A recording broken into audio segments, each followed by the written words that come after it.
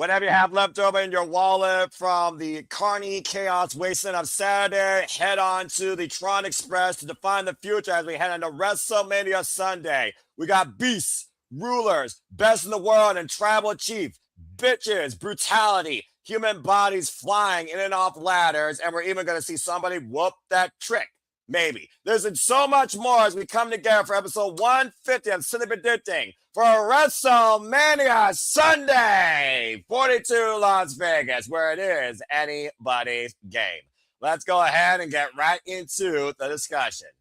Hello, everybody, and welcome back here once again to Simply Predicting. You know what this is? For I am the Samantha, the Simmer Brand, the voice that says for grateful for all professional wrestling. Damn it, they do exist together. And my name is Noah Foster. So thank you all for tuning in, whether live or on demand. Please like, subscribe, comment, and tell a friend. And if you want to dictate the conversation, super chat or PayPal the passions. It's as simple as that. Of course, you all know your opinions matter too, so please feel free to be part of the conversation, letting your predictions be known. And of course, the forum is now live in the chat, on the social medias, and will be in the chat once all these streams conclude on all the respective channels, including the SR Studio social media too. Without further ado, let's go ahead and introduce tonight's incredible, fantastic panel. First and foremost, live via satellite on site. Literally, not going there, but they're literally at the destination, next to each other. This is not photoshopped by me, even though I work in IT. You are literally looking at together for the first time ever. Fusion Hot, the regular wrestling JJ Williams and Walter Cruz in the same damn vicinity. Walter, JJ, you made it. How are you? Tired. I think we're both tired. This dude was on the road at what, 3:30 in the morning? Yeah. So 6:30 for you East Coasters. I was up at about 6:30 in the morning, 9:30 for your East Coasters.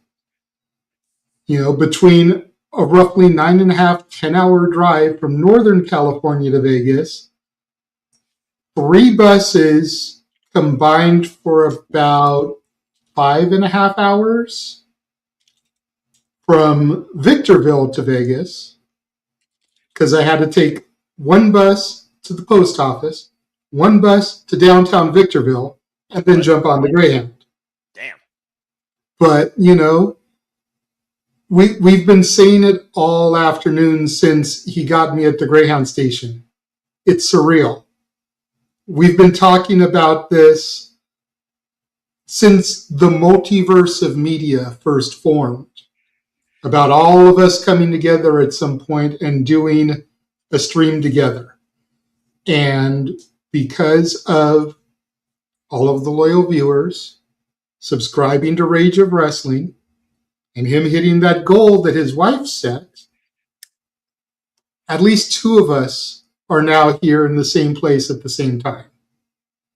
And it's a trip, and I feel like I've talked a bit. Walter, say something, fucker.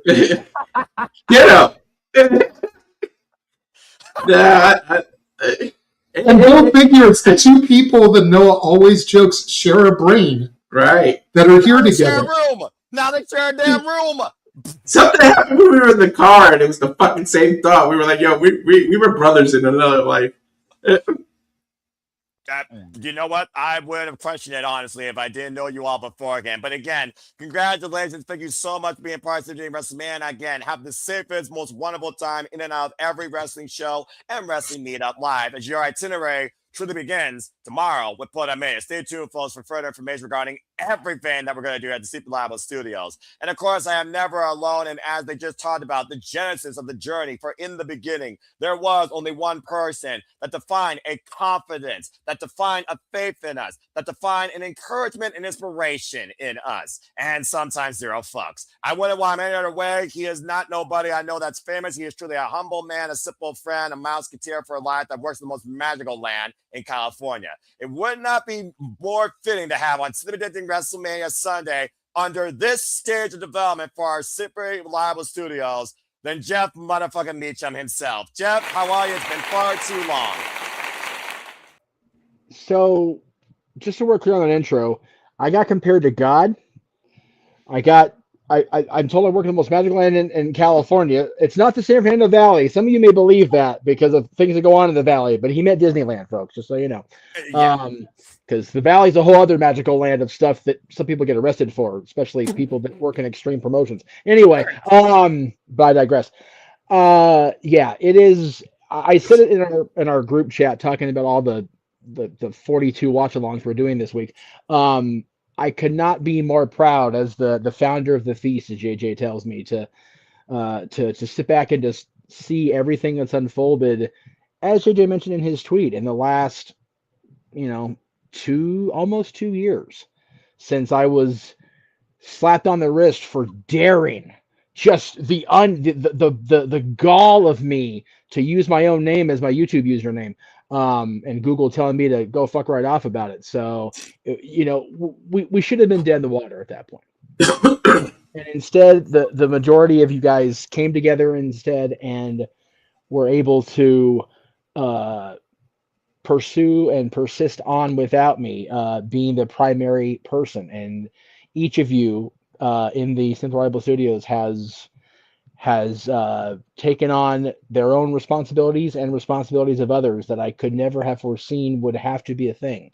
And as much as I boohooed like an idiot when you guys got to call Austin Owens out of literally nowhere 4 years ago, I think I'm going to be a blubbering idiot mess the entirety of this week, because we're able to have people on the ground and people at home still doing their thing and calling the action and keep us rolling down this wacky ass road to WrestleMania and beyond. We're doing Raw after Mania too. By the way, I need to talk to you about that. I may not be there Monday because of familial stuff, but that's still very much up in the air. Depends what the Kings do and how the playoff seeds shake out. But anyway, thank you for letting me be a small part of what I feel is such more a big deal than it ever would have been had I held the reins myself. So you guys up the top shelf are awesome. I love you three so much. I'm so happy for and proud of you. And Charles, I will forever be grateful to you for creating Charlie Brown and Snoopy and Woodstock and all those guys, and just keeping us entertained when I go to that Spring Farm and get away from work every now and then. And the fact that you age so gracefully, you age like a WWE women's locker room, man. You created Peanuts how many decades ago, and you look younger than me, Muckerfeather. Like, I don't. What's your He's secret? Dorian Gray. Damn! If you know, you know, folks. Okay. Shit. But I digress. Anyway, I rambled on longer than JJ and Walter did together. So there you go. I'm going to go ahead and pass the baton now. Thank you. No problem. Again, thank you. And that being said, let's also welcome. Yes, JD, I do see your hand real quick before I give it to Charles. I just want to say, and I want to throw it out there, little precursor. I'm not trying to kiss ass. I'm not trying to glaze in saying this. But I do want to take a second to put over, much the same way we put Ed over yesterday, or the other day on Saturday night. I called us the Avengers in our group chat for this week. Jeff truly is the Nick Fury. Oh, jeez. He brought us all together. He saw all of our talents and just gave the little nudges that everybody needed to come together. And much like Nick Fury says in the original Avengers, it was Age of Ultron, when it came to Hulk and Black Widow. You never truly know, but you kind of give the tools and see where things fall. That, in a nutshell, was Jeff assembling the multiverse of media. He truly was the Nick Fury of it all. Well, if I could be compared to the bad motherfucker that is Samuel L. Jackson, I'll take it and run. Seeing that movie. Well, I mean, I'm sure you're going to talk about another bad motherfucker here in our opener here in a moment. That's a whole different form of comparison versus somebody in this business, but we'll talk more about that in a bit. But that being said, again, to everybody, simply say, if you can, for just being here and just for what he's contributed to wrestling business, thank you, Jeff. And also follow us today. That being said, not Charlie Brown, but we make the joke anyways. He respects it. Just like we respect the fact when he plays TMNT, he falls on every manhole down New York City Avenue. Wouldn't want it anyway. Charles Solt on camera, actually, this time. Shows how important this is. Charles going to actually see you. How you feel about WrestleMania Sunday? Damn you, Noah. I had to do it. Damn you. Damn it. Not right. But I love being here. And Charles. Much like Ash, he's got his own theme song. Basically. I love being here. It's fun, and damn it, I can't stop laughing over what Jeff was saying. Just can't stop. Oh, it's gonna be a fun stream. I can already tell. This is gonna be fun already. Continue. No, let's have some fun. All right, fair enough. Well, again, that's the channel, folks. Got a fantastic 5. That's right, 5 in 4 windows. You already did a piece Together. And again, shout out to Papagino. I'll see him for Partition Sports More, of course, following WrestleMania next week, Monday evening, 6 p.m. Standard Time. Subscribe to him today. Otherwise, he will roll up the sleeves and get real mean with you. Appreciate you, brother. But I think Gino, really quickly, since you're in the chat, if you want one of us to pick up that Cena shirt for you, let us know. We'll message you when we get to the WWE World on Monday, let you know how much it is. And you can PayPal one of us, and we'll get you that John Cena Rat Pack inspired T-shirt that they're having at WWE World. Because they'll definitely have your side, you skinny fuck. They'll sell out of our side on Monday. Walter, chill tonight. All right, then. So I can't ever get a size on my size.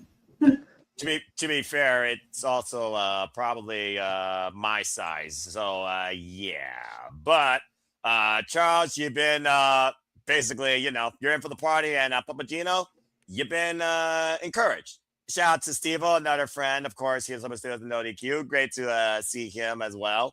And that being said, also, of course, all Power Predictions League. So I think without further ado, when we talk about why we're here, Cinematic community, panelists, professional wrestling fans, enthusiasts, hardcore, casual, WrestleMania ongoers, and to those that are actually going there live, good luck to you.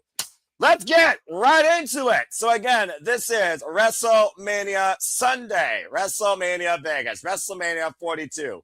Here's the card we're going to be going through, and of course, it will start 6 p.m. Eastern Standard Time this Sunday on April 19th. It, of course, kicks off live on ESPN for the first hour, and of course, the entirety of the show is available to ESPN Unlimited subscribers, $30. That being said, let's go ahead and get right into this. And what a fucking way to kick this thing off.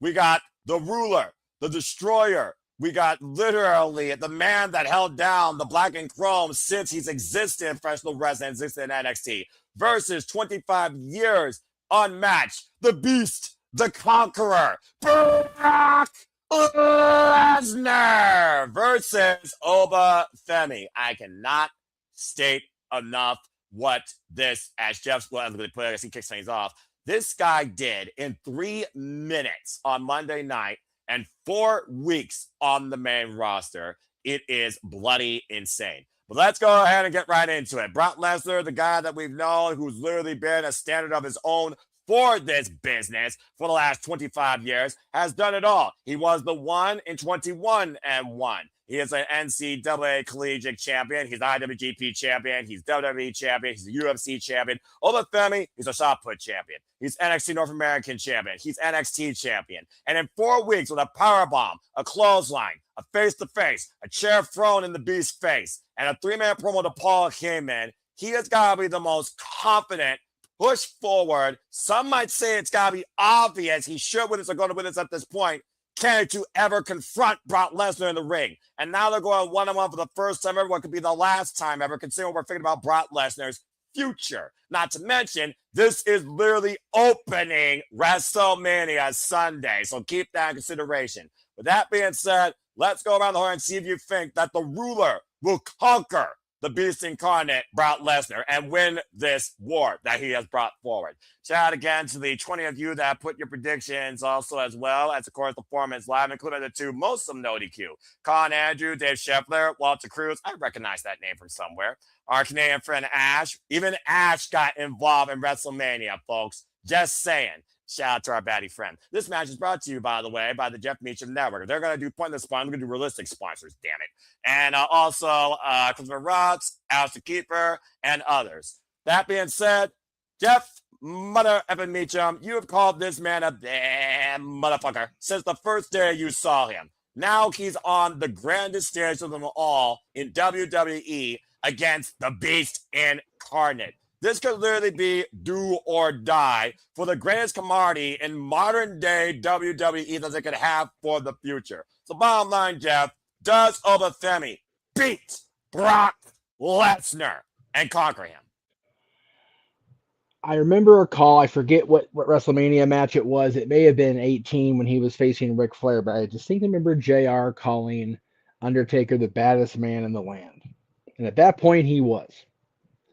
It was also the day before Brock Lesnar debuted on the main roster back in 2002. It can be argued that since that point, Brock Lesnar has been the baddest man in all the land.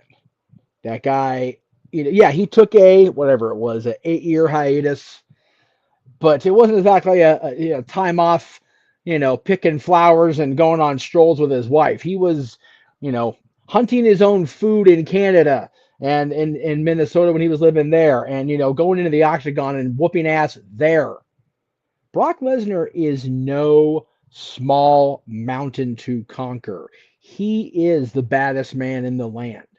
And I don't care how many cowboy hats he puts on, how many times he slips and eats shit on the ramp. I don't care what he does. Brock Lesnar is still Brock Lesnar. Okay? Period. Having said that, I have said from day one, not ish, we'll get to the Usos this weekend, Femi is a bad motherfucker. And he needs to be the baddest motherfucker he's been going into this weekend. And so far, he has been.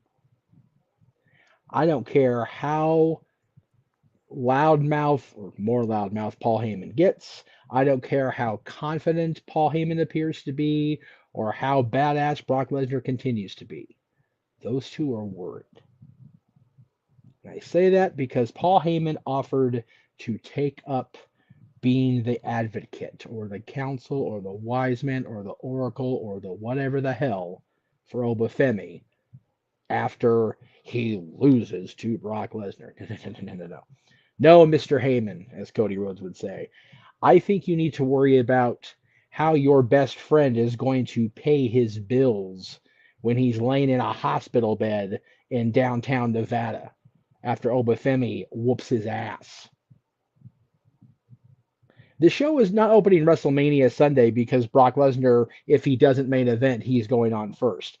It's opening WrestleMania to make sure they have time to get Brock Lesnar down the street and into intensive care. Damn. All right. Thank you for that, Jeff. That being said, folks, that's how everything works. Someone starts off, the rest of the panel will get to say their piece based on the quality of the card, and it's fucking WrestleMania, damn it. Everyone's going to be saying shit about every match here. What do you think? It's filler, meh, or most important? And I would argue that Sunday right now is starting with the most important match of WWE's future with who could be the man to lead the damn business. Damn it. And I'm just going to leave it at that. That being said, Jeff Means let's kick things off with Femi conquering Brock Lesnar. All right, let's go to the double frame here with the regular wrestler JJ Williams and Walter Cruz and see if two minds think alike. This should be very entertaining, to say the least. All right, guys. So that being said, Femi again, the confidence that he had. And I swear, on Monday Night Raw, I almost thought that Paul Heyman was teary-eyed because I do think, to Jeff's point, there is a certain acceptance that Femi could be the one to conquer the one in 21-1 once and for all. So that being said, what do you think happens in this match? Go ahead, you two. This is literally Thanos versus Darkseid. That's literally what this is. If you know comics, like it's ridiculous that we got to this point. In some universe, they crossed over, but yeah, I based on what JJ and I have the same wavelength, so I think Oba wins because of what we think is going to eventually happen in another match. And what this is the start of. JJ, any further to add despite your wavelength? Yeah, just to further elaborate on what Walter said, we were talking in the car about this today, and this is going to be the start of the Brock Lesnar retirement arc. Because let's not forget, SummerSlam is going to be in Minnesota. You know, Brock was a golden gopher. So he's going to lose this match. And then what I pitched to Walter is he's going to then go on a Ric Flair-esque run where the next match he loses is his final match. Because if he can't conquer this young upstart kid, does Brock Lesnar still have it? And he'll run through everybody that he gets put in his way until he gets to Minneapolis, Minnesota. And a man who demands your attention and all your gratitude faces him in his hometown and just ends the career of the Beast Incarnate. So Obafemi has taken this one. All right. Jeff, I do see your hand. What do you have to say regarding that? Just the fact that I want to express how awesome is it of Brock Lesnar to return home one last time and get the Minnesota Vikings fans ready for yet another losing season by getting his own ass whooped in their stadium. What a decent human being Brock Lesnar is. What a guy. What a guy. Carry on. I'm so glad my mom doesn't watch football anymore. The last time that Minnesota had a winning team, they were called District 5. Pop for reasons.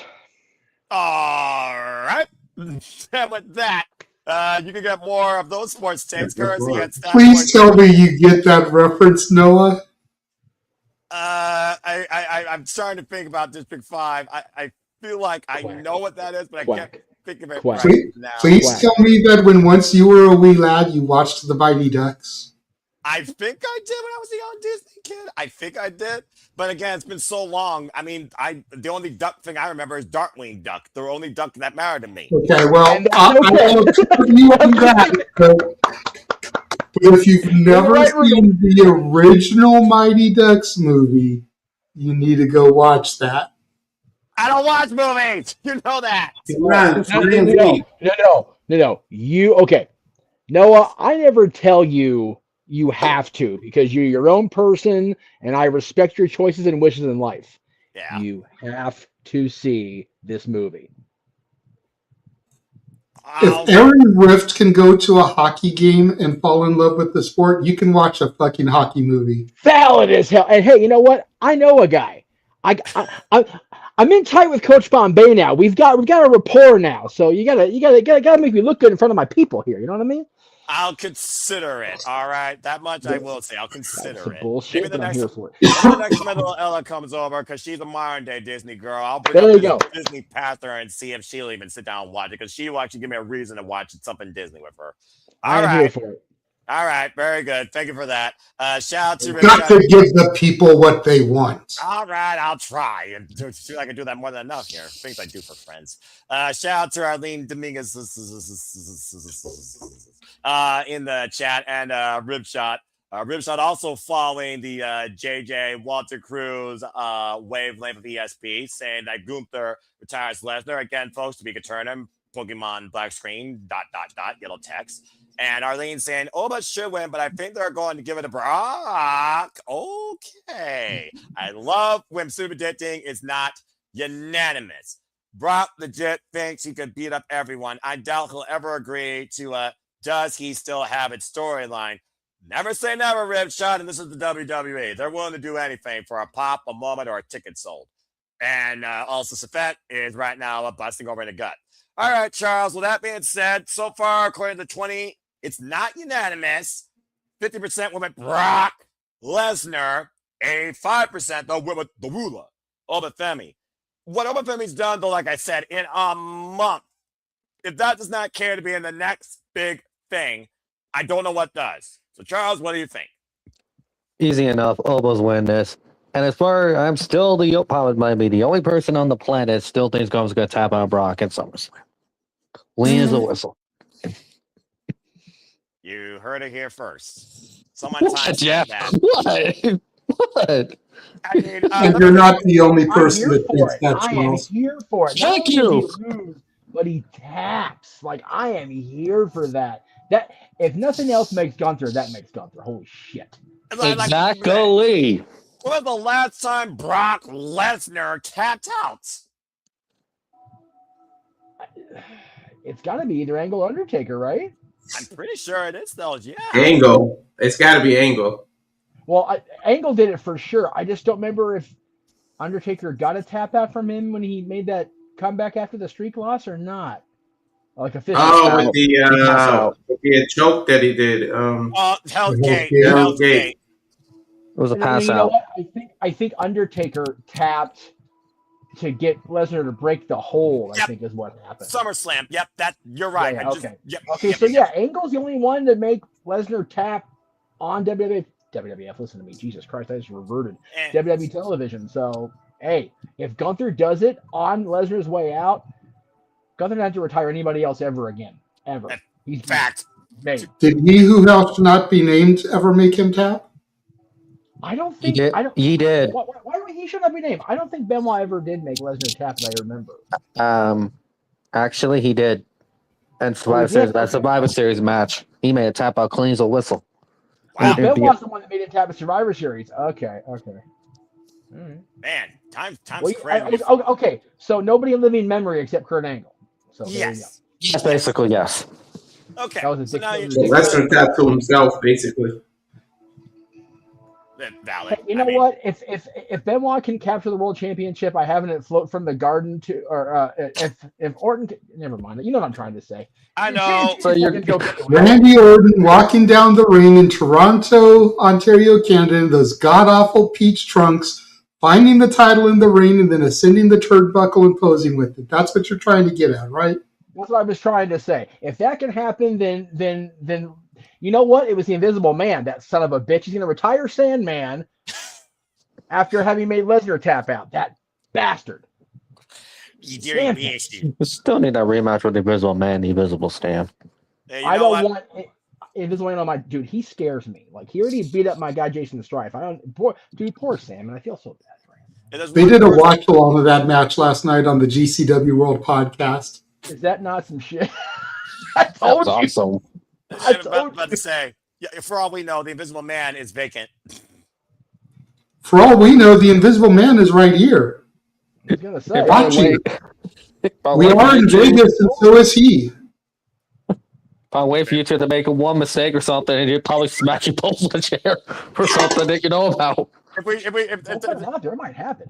About to say, if their It feed cuts might. out, if the feed cuts out, we know why. Give them the last rights. That being said, I also give last rights to Brock Lesnar winning at WrestleMania. I completely agree with all of you. I think Femi has to. If the word has any predominant meaning in the dictionary, 100%, in reality, this has to be a fact. This has to be a win. I don't care how. I don't care how you deliver it. But damn it, Femi has to win at WrestleMania, or we are going to question WWE for the rest of our lives more than ever when it comes to what the hell are we watching, who truly is going to be the future when you don't have 50-year-olds allow your main event and 26-year-old annoying children on social media influencing your WrestleMania card. The bottom line, with all of Say it like we don't already question WWE. well, true, but this would make sure that people would never stop questioning it in the worst way possible, to the point they might have aneurysms. So that being said, Femi has to win this in my mind. No offense, Jeff. Nothing but love and respect for you. I know you've had more than enough of those. God bless you. But it's just one of those things right now with what they've done and everything that we figure about with what's next for either man. Femi just starting, it's got to be his time. He is truly the next big thing. He's been baptism by fire in Madison Square Garden. He did his only promo on the main roster, killed it, and encompassed everything about his character, Brock Lesnar, this being business, and why he's here for it. Not to mention, he has been heavily endorsed like nothing by the WWE Universe, faster than you could say, whoop, that trick. I haven't seen some... don't start with me, Booker T. I haven't seen something like this since I... Oh, boy, God. Yeah, man. Oh, God, I forgot I got to deal with this on Sunday, too, with That's ass. right. Shucky ducky quack quack dog. You Where's thought my you were- DoorDash? You thought you were safe. No, you thought you were safe with those. You thought you were safe tonight. Damn it! Anyway, You'll never be safe on these.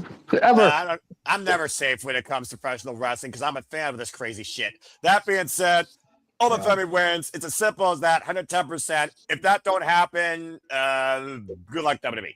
All right. Good Jesus Christ. Well, that was a car wreck and a half with the Booker T gimmick. By the way, go check out Stephanie Valkyra's sit down with Chris Van Leet on Inside, where she talks more about Booker T's influence and her rise in WWE, etc., etc., etc. Yeah, Walter, you don't get to call that. Ha ha. God damn. Okay. Wow. I get to see other stuff. Yeah, exactly. Wow, Noah. You have to be like that. He's going to see lunch. I'm not even going to say it because I still don't believe that's a thing. That's weird beyond. I love that catch stuff out there, buddy. It's Las Vegas, and I don't know. I think I'm going to see enough ass to replace it. Oh, yeah, then. They like it. Why are we on screen? Everywhere. What happened all of a sudden up there? We're talking about Stephanie McCurry. All of a sudden, the screen goes dark. What the fuck? Yeah, they might be probably trying to avoid the Visible Man or something. They like it. Well, you all like that, like Sir Mix-a-Lot apparently, but I'm going to like this human car wreck. Let's go ahead and talk about the shit, other no, I'm in hip-hop references. Oh, I'm here for it. God. I'm here for it. Noah's making hip-hop references on a Tuesday. Let's fucking go. It was one of the only songs I ever heard when I was a young kid, and I still question myself watching that music video to this day. Thanks, my sis. That being You said, were watching that music video as a kid? I question your sister. Fuck that. You question I was it. I watching think that as a everybody kid, here too. questions at that point. And you wonder why I turned out the way I turned out. I don't know It was the how. weed. Now I'm going to ask. I don't know how I became the same one out of this family, both here in wrestling and this internet family, and both of my actual one. But that's a whole different conversation another day. So let's go ahead and talk about the ladder match. Yes, please. God bless it. Okay, bodies are gonna hit the floor. Good lord, it's a 6-way Intercontinental Championship ladder match. Penta Sami, defending champion, defending against bobblehead JD McDonagh, Dragon Lee for the Fire and the Flames. Your boy Bouncy, Javon Evans. The legend, the Hall of Famer himself, Rey Mysterio, and the Bulgarian brute, Rusev. Straight up, folks, Penta Sami welcome everyone to the party with zero fear, and he already owns pinfall wins on some of these people during his Intercontinental Championship run. Straight up, no one qualified. This was just made on the fly, and Penta welcomes it, because again, zero Miero. But I will say this, in a preview on Monday Night Raw, Rusev smashed everyone, including the people involved, and there was like 4 people involved originally, including himself, in the tag match. So right now, Rusev, might I add, the only big man in this match here. Everyone else is a cruiserweight and a tiny guy, in case you didn't notice. He smashed everybody. So you might as well call it 5-on-1.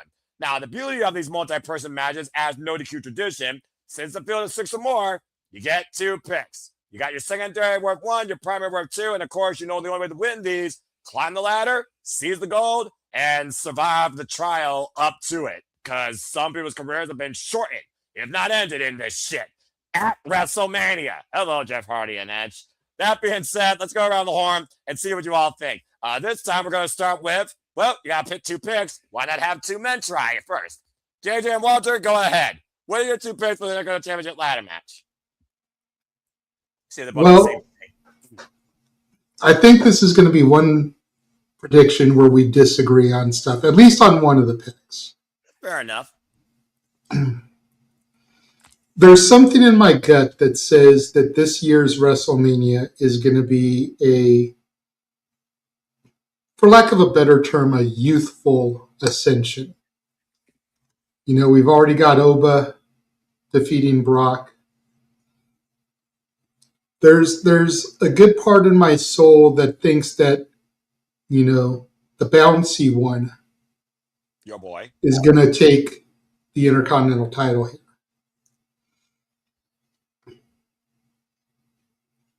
So that's my number 1 pick. My secondary pick, and if I was on my own laptop, I would bring up the Emmanuel card here. Uh-oh. Oh no! Oh no! And he's not even here. Oh no! My second, no, it's not in there. My second pick is JD McDonagh. Really? JD? Huh. Before Penta got it, who had it? It was Don Mysterio, the Judgment Day.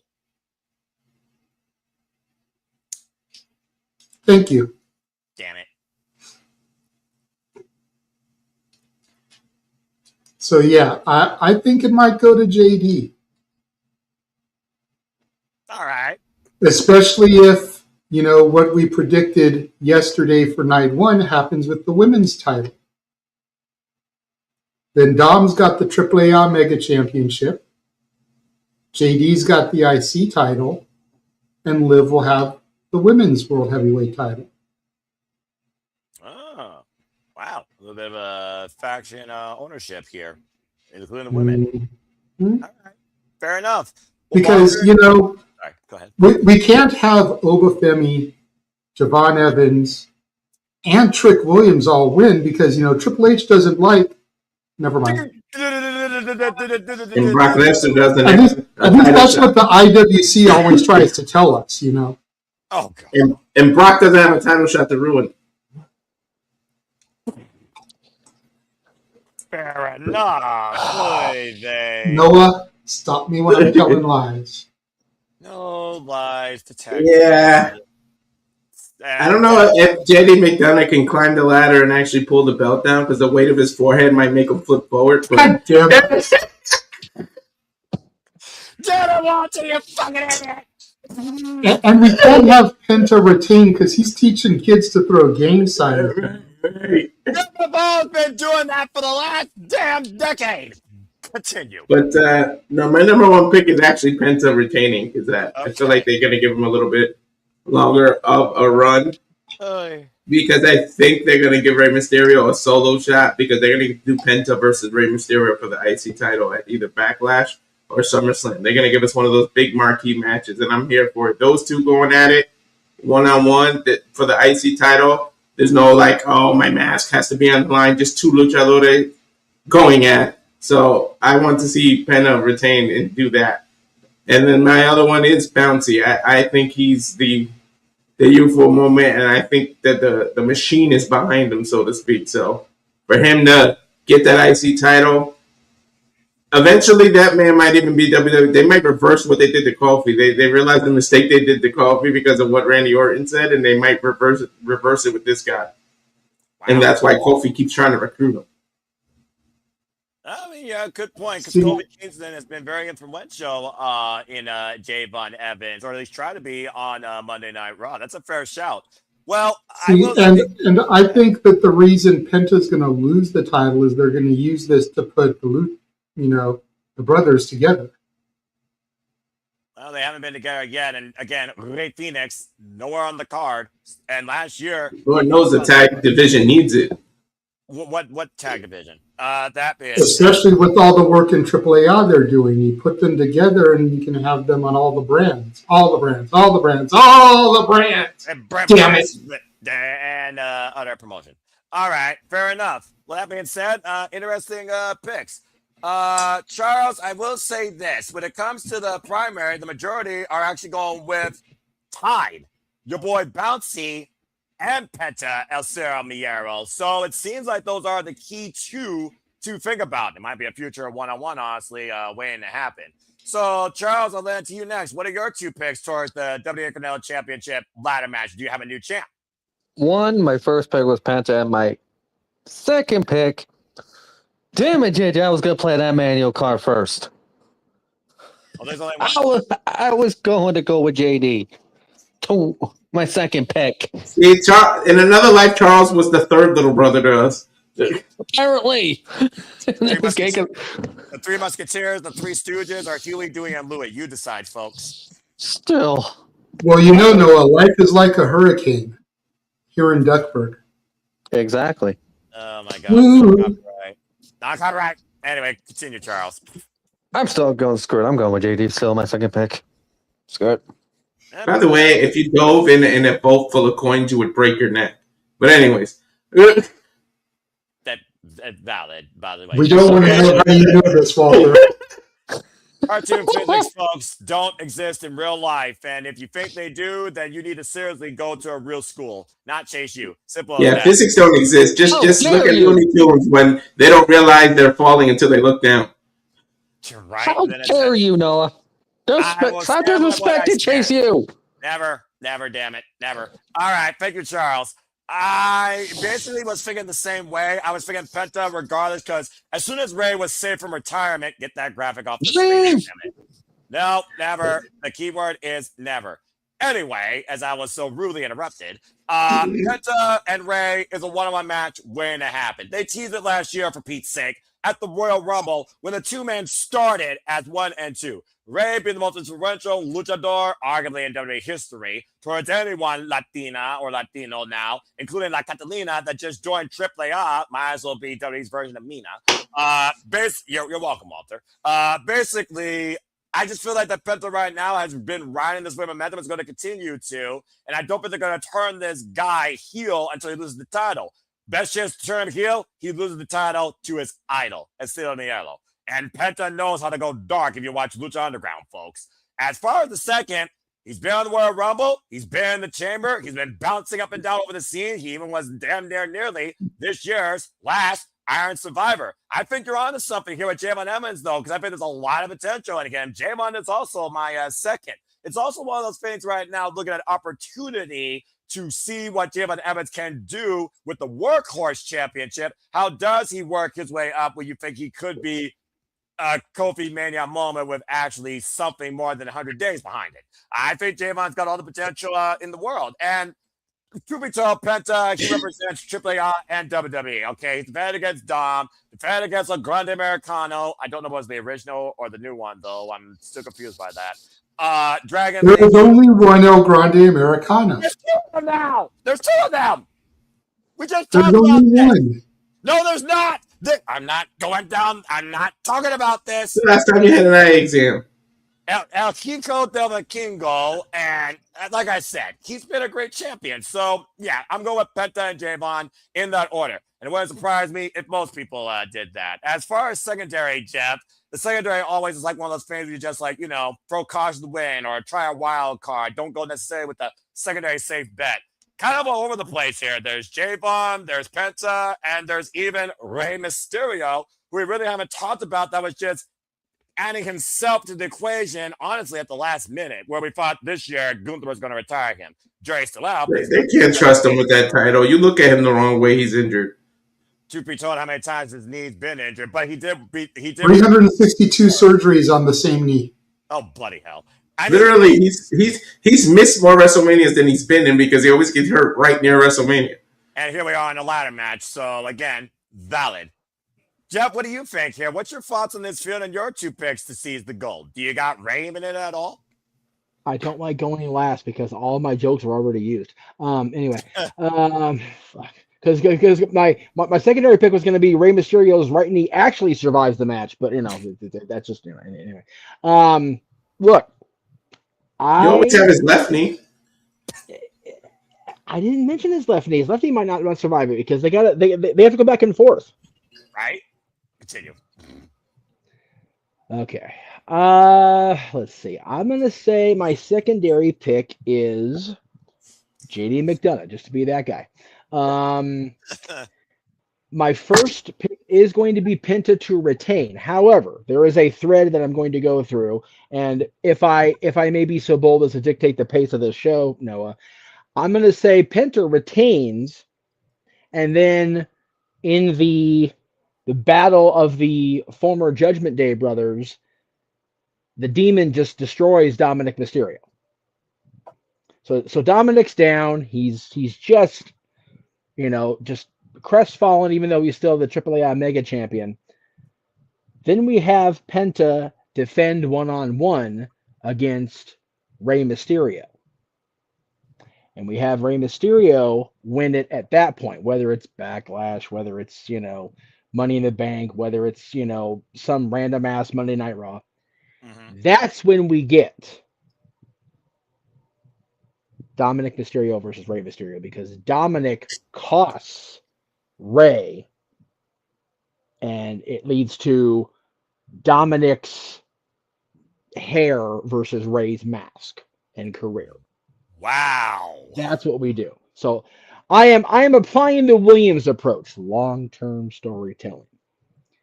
Penta retains. He goes one-on-one against Ray later. Dominik cost him after being just pissy about losing at WrestleMania to the Demon. And then we get Penta and the Demon at some point, which I need. I need that in my life for it too. I do agree about that.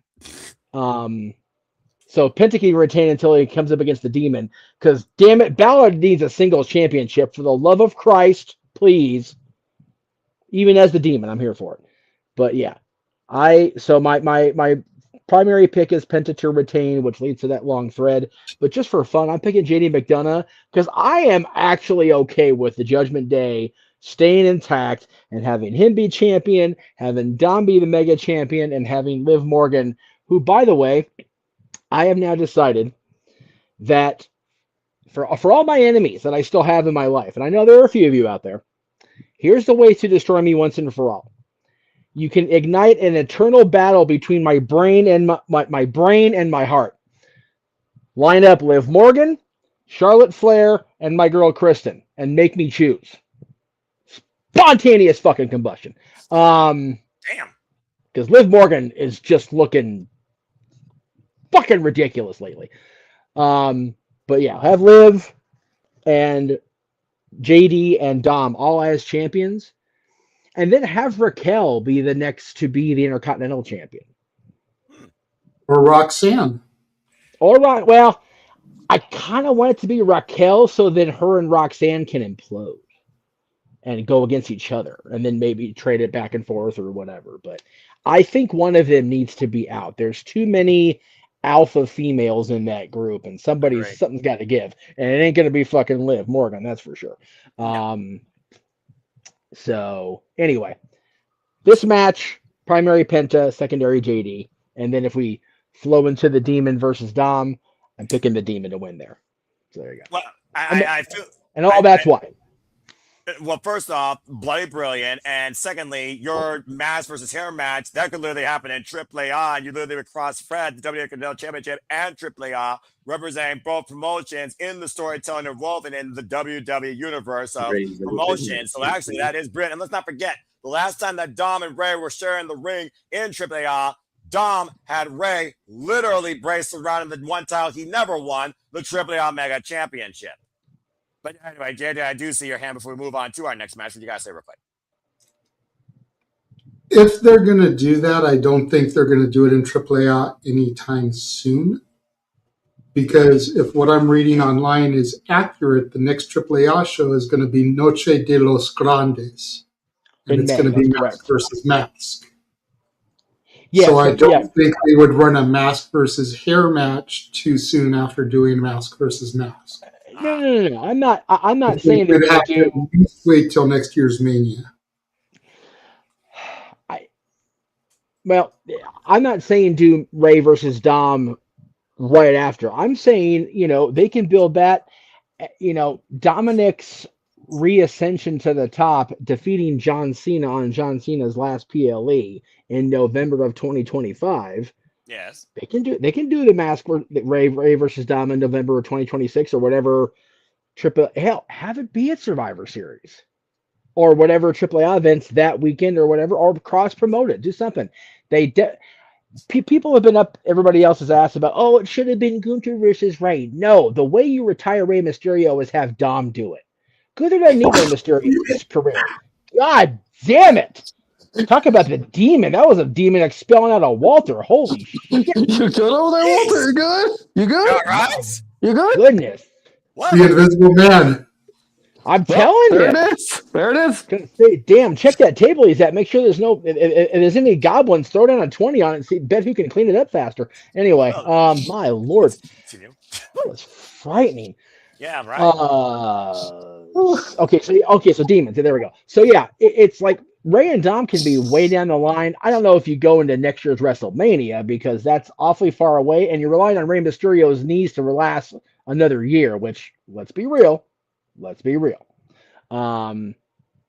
if you keep his appearances intermittent and his in ring even more intermittent, you can get into Survivor Series. Just go to bubble wrap for the year. Do what?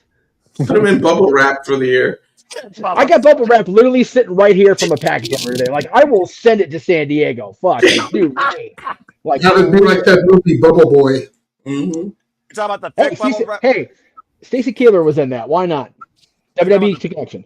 There you go. The thick bubble wrap, the tiny bubble wrap, whatever bubble wrap. We know that one thing for sure. Dominik Mysterio and this feud with Finn Balor's got to wrap up sooner rather than later. And I think the best very is good. the Demon. Restore the Demon to his former glory back in my NXT before he became immortal, much like Asuka. Sorry, Walter. That being said, Dominik Mysterio, Finn Balor, it's the Judgment Day for Dirty Dom and his sins. I don't think much more needs to be said, considering the Demon, not surprised, literally was brought back to life, not even worthy of an Evanescence cover. Non-copyright. Again, great song. Wake me up inside. Non-copyright. Non-copyright. By the way, Afterlife is You also did it for me. Afterlife's also a banger. Anyway. Thank you. Yeah, you're welcome. Shout out to Amy Lee. It's just one of those things right now. I don't think much more needs to be said. If the Demon loses, what are we doing here? What are we doing? What are we doing? It's not Diaz de los Muertos. I mean, so it's not like we're going to honor the dead, bring the Demon back, and run this back at Halloween, whatever they might call it on the main roster. It's just one of those fans or the next Wrestlemania. If the Demon loses, then Finn Balor's Demon might as well permanently retire. Period. Demon wins. Do I really need to open this up to discussion, or can we just move on? Fuck it. It's a filler match. Anyone got an opposite thought, or we're just going to move on? Going once, going twice. God bless it. JJ. You thought. I don't have an opposite winner, but my issue with this was they announced the Demon. I think they should have left it as a surprise. Maybe teased it over the coming weeks, but then waited until his entrance to expose the fact that he was going to be the Demon. Thank you. You know, they did the promo and you could kind of sort of see the makeup starting to form on him. That was a good start. Mm-hmm. Then we could have done a promo the following week and you see like the headdress. More darkness coming out. You know, just kind of sitting there over his shoulder or something. You know, little subtleties, just, it's coming, but we don't want to just be like, hey, look, it's the Demon! Surprise! You know? Yeah. So it's like, that was my only issue with this. Like, we kind of knew, but I didn't want it to be, you know, connect the dots, la, la, la, connect the dots. ABC, easy as 1, 2, 3. Non-copyright. You know, like, make me work for it a little bit. Right. You can work for it. Walter, anything further you want to add? Since you're right next to him. Nope, Demon. He better win. Okay, there you go. And you mentioned La Catalina. Did she make? Mm-hmm. Yeah. Okay. Well, JJ just wanted to make sure he made that point because, as you know, in Vegas, it's always better to be surprised when something comes. So you know, that's good. So anyway, especially a Demon, right? I mean, if the Demon's coming out in front of you, you don't confront it. No, you never confront the Demon when it's in front of you. You always get it from behind. Always behind when you come. That's right. Especially in downtown Vegas. I dare Dominik Mysterio to attack that won't stay in Vegas behind during his entrance and see what happens. That might literally be a squash match. Like I told Noah before we hit live, what happens in Vegas ends up on OnlyFans. That's probably accurate. Anyway, Charles, what do you guys say real quick before we move on? Good grief. Yeah, I still agree. They should have teased the Demon. And also I love how they have mentioned, oh yeah, the Demon has barely been beaten. Even the last 2 times we saw the Demon, he lost. Roman and Edge. Maybe WWE doesn't like foreplay. They like to get straight to it. Yeah. You broke. Damn it! Damn it! I had my train of thought. Damn it, Walter! Walter. That's 2 Walter, you freaking idiot moments tonight. He's on fire. JJ's helping him, influencing him. The inner demon of puns is coming out of Walter tonight thanks to JJ. All right. With the Demon. With that being said, there must be one drunk in Las Vegas, or Dominik Mysterio must have invaded my survey, because believe it or not, it's not unanimous. One person picked Dominik Mysterio. Good luck to that soul. If he's trying to bet his house in Las Vegas, unlike WrestleMania 37 with the Fiend and Randy Orton, I think his luck ran out. But hey, it is what it is. I think a whammy is safer than a demon. If you know, you know, folks. Shout out to that great show, and rest in peace, Peter. No whammy, no whammy, no whammy. My favorite game show of all time. Really? Wow. I'm actually impressed with you, and I respect that. Okay. Yes. Now, what I don't respect is the fact that you don't have the realistic plan B, and you just go desperately against something else because your EST will have a broken hand indefinitely. So like, bring the biggest next bitch in play. Because we got the bitch versus brutality. Let's talk about the WWE Women's Champion. I want to also just say something right now. Notice it does not say undisputed. So maybe they are listening to you, at least for the women that never did that. Anyway, back in the kind of programming. That bitch, Jade Cargill, defends the WWE Women's Championship against the bringer of brutality. This year's Elimination Chamber winner against Sami in the end. Still questioning that. Rhea Ripley. Straight up, not much more to be said. You got two of the biggest colossos in the WWE Women's division that are actually relevant, although it's the superstar versus someone trying to be a superstar. If you know, you know. Straight up, Jade Cargill, she has been holding this title because she beat an injured Tiffany Stratton last year at Saturday Night's Main Event. She's had a couple of defenses, and even if you can't beat her, join them. The catering company actually joined her now as her new Temu baddies. So now we have Meacham and B-Fab to worry about, but Io Sky has also been involved alongside Mommy's side. Rio for life. And the thing, we don't have Rio because of this. Thanks, WWE. Nonetheless, can the bringer of brutality break that bitch and make this title important again? Do we want to see Rhea Ripley as a singles champion? Or do we believe that Jade Cargill has slowly worked her way up towards this WrestleMania moment to continue weathering storms of mildness on SmackDown and the limited women's roster not named Chelsea Green because she's out injured? Again, shout out to the face of America. Let's go around the horn and see what you all think. I think it's only fitting that I start with the man that's the biggest advocate for that bitch. Hi, JJ. So what do you got to say about Jade Cargill's run as champion? Does Rhea Ripley break her, or do you have Jade making sure that she's jaded and holds on to the title? This is another one Walter and I discussed in the car earlier. And it's a very interesting proposition, an interesting match to discuss. I know that people like you, Noah, have it clear cut on paper like War Hero here in the chat.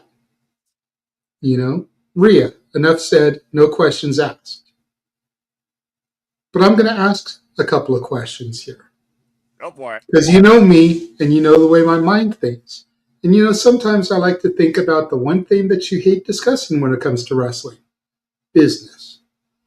And while there have been times, like TNA last weekend, where I've been wrong when it comes to business, yes, more often than not, I tend to be right on these things.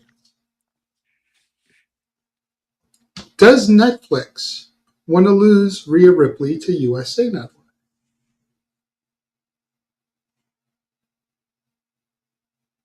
Now, you can throw brand split LOL at me all you want, and there is still the possibility of a potential draft where they could just move her right back to Raw. But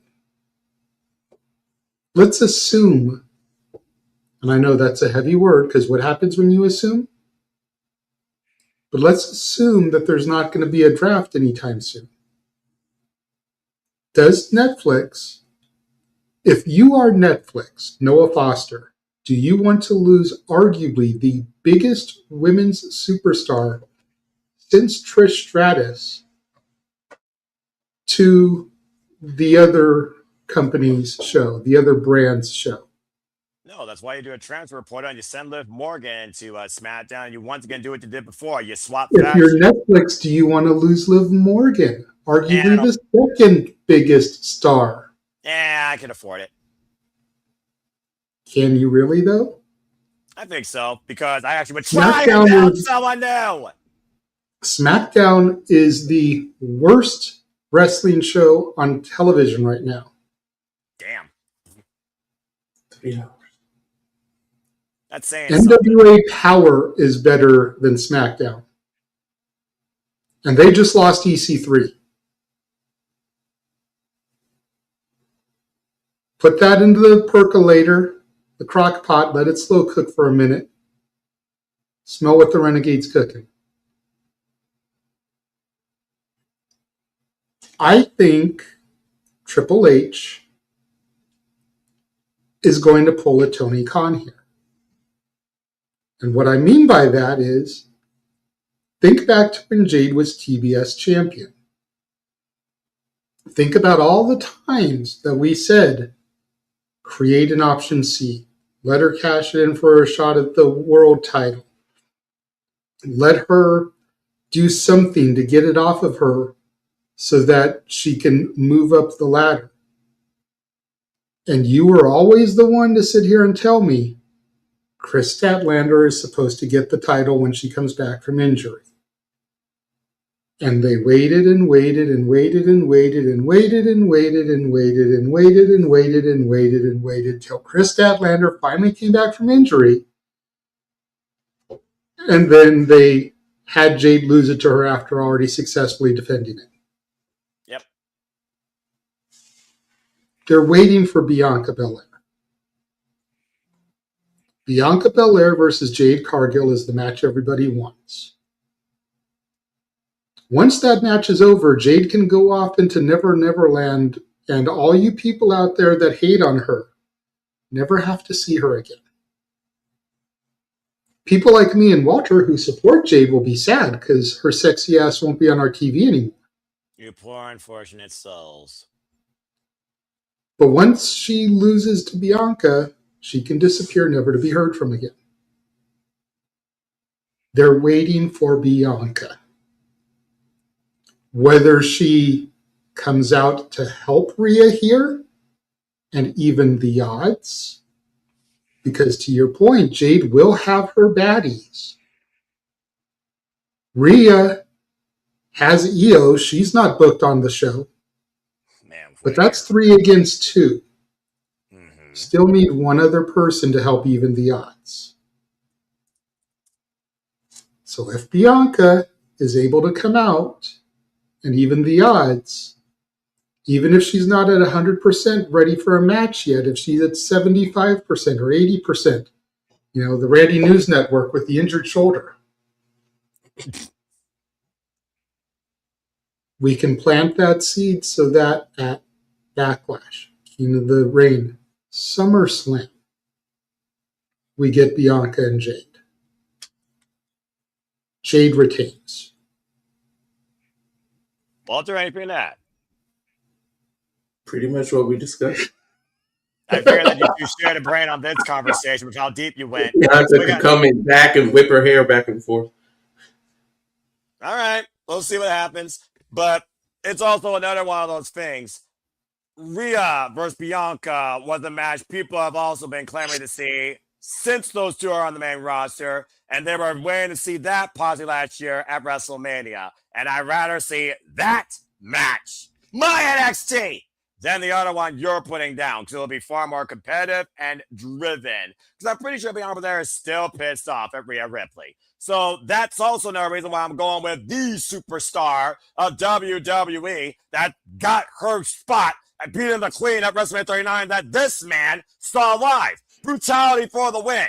That being said, Jeff, I go to you next. What do you think based on what Jade said and also what I'm putting down? Do you think the bigger match to book at this point would be Jade versus Bianca or Rhea versus Bianca, or maybe in a bygone era, because we still don't know, can she beat her?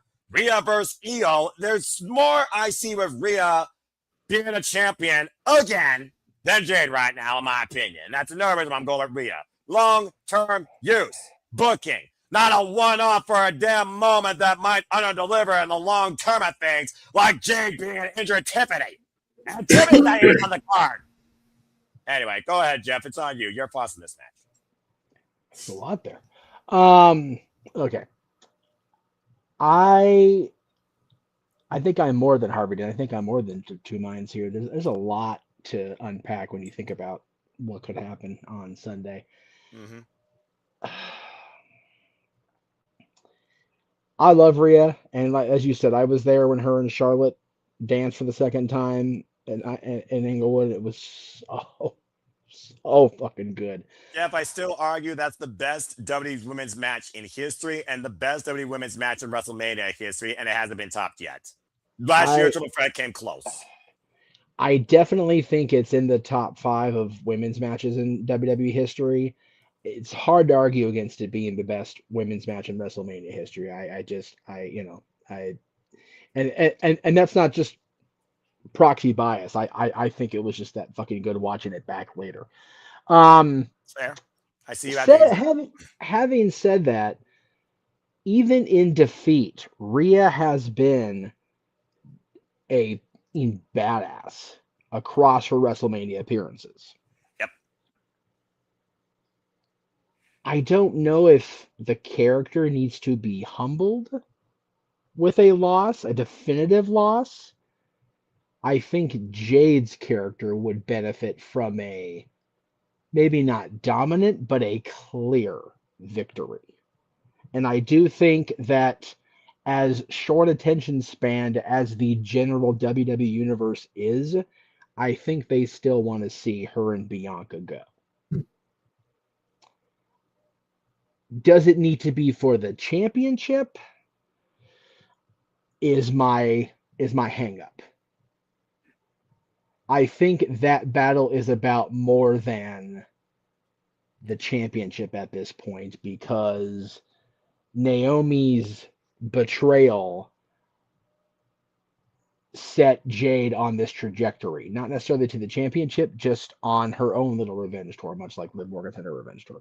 correct. So I think the idea of Bianca humbling Jade is more important to my fan perspective than it is her taking the title from Jade. I think what you can do is still keep Rhea strong, even if Bianca helps Jade's loss, helps Rhea win here. And by the way, I don't know if Walter stepped away or if the background's just weird because Walter's the Invisible Man right now. Like the virtual background is scary as shit. Right. Anyway. The Invisible Man joined me. Oh, okay. Well, there you go. I'm sure he's the Well, same. in that case, what are you doing there? Run for your fucking life, Jay. For all we know, Exactly. he's a fan of JJ's mind as well. Continue, Jeff. Scary fuck. You can't see the knife in my other hand. It's, I don't want to know why I can't see the other hand. Just we're good. Thank you. It's okay. I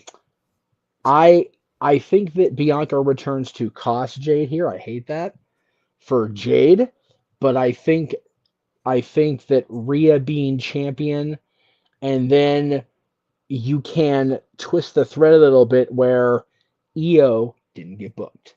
Io has been the sacrificial lamb, saving Rhea's ass, and that's how you get to the two of them tangling at the like the June PLE or even a Backlash. So you asked me what time it is, and I told you how to make the watch. The answer is Rhea becomes the champion. All right, there we go. So we got Rhea, and a Jade. So this is interesting. Like I said, I just look at, the spectrum of this for that for this, bulletin board, detective. And remember, the last time we saw Bianca Belair, she was just a special guest referee for Jade versus Naomi, and she still probably was begrudgingly in that position, holding Jade's arm up in victory, because again, at one point they were the trinity of that race power brought to you by Wingstop. But it just feels like, I don't know. Right now, I just look at things and I think Rhea being champion again makes things a little bit better when Jade at this point, she's already going to have her baddie. She's going to be pissed up as it is. Bianca's a foregone conclusion. She's got her team of baddies to help wherever it's at. So there you go. That being said, it is also not unanimous, and I will give it to JJ once I give this a little bit. It's 2-1 in favor of Mommy, because we want to see Mommy back on top. 65% for Rhea, 35% for Jade. But what do you guys say real quick, Jade, before I give it to Charles? I just wanted to touch on the greatest women's match in WWE history comment in WrestleMania history, because I do have one that at least I feel tops that. Do tell. And it's going to surprise people to hear this name come out of my mouth. Sasha and Bianca. Yeah, that was a really good one, and that was a great moment, and a first moment too. That was special. All right, I'll give you that. It brought Charles back on screen because I praised Sasha Banks. He had to pop his head out of the manhole like the pizza delivery guy was rolling it. I didn't do it. I didn't do it. I didn't do it this time. I didn't do it this time. I mean, JJ, to be fair, you're praising Sasha Banks pre-walkout, which is not, so crazy. Yeah, that's fair too. All right, well, fair enough. Thank you for that. Walter. I honestly thought the virtual screen phased him out. I didn't know he was legitimately gone. Okay, I feel good about my eyesight. The invisible man was bothering me. Just remember, wise men say forgiveness is divine, but never pay full price for late pizza. Valid. Damn right. Those pizza's never late because it's right up my street. That being said, Charles, it's now on you to bring us to our final destination on predictions here. We got a Jade and a shared Jade, a Rhea, and more people are going with Mommy. So do you want to see Mommy back on top, or do you think Mommy gets jaded and is stuck on the bottom? Well, I guess it's time for me to go into crazy territory. Maybe fancy booking territory, pulling a JJ here. Card here. Hanging out too much with him, but anyway, continue. One, I do expect Jade to retain. I do. And afterwards, I might expect Bianca to return. But she's going to attack Rhea instead. Oh, hell no. Because was it correct, bro? Who landed on Bianca's hand during that triple threat match? It was. Oh shit! It was Rhea. Exactly my point. Oh damn it! We can hold on quick with Bianca and Jay for a bit because Bianca has will never forget about the woman that took her out in the first place was Rhea. Just saying. You got a standing ovation, Charles. Crap. Somebody hit the theme song again. Thank you. Right. I've been thinking about this for a while. Come on, everyone's got to do the little corny dancing. Oh my gosh, this is the first right here. Continue, Charles, before we move on from this soiree. But Jeff doesn't know how to do peanuts dances. He works at Disney. Oh, buddy. I've been literally thinking about this for a long while.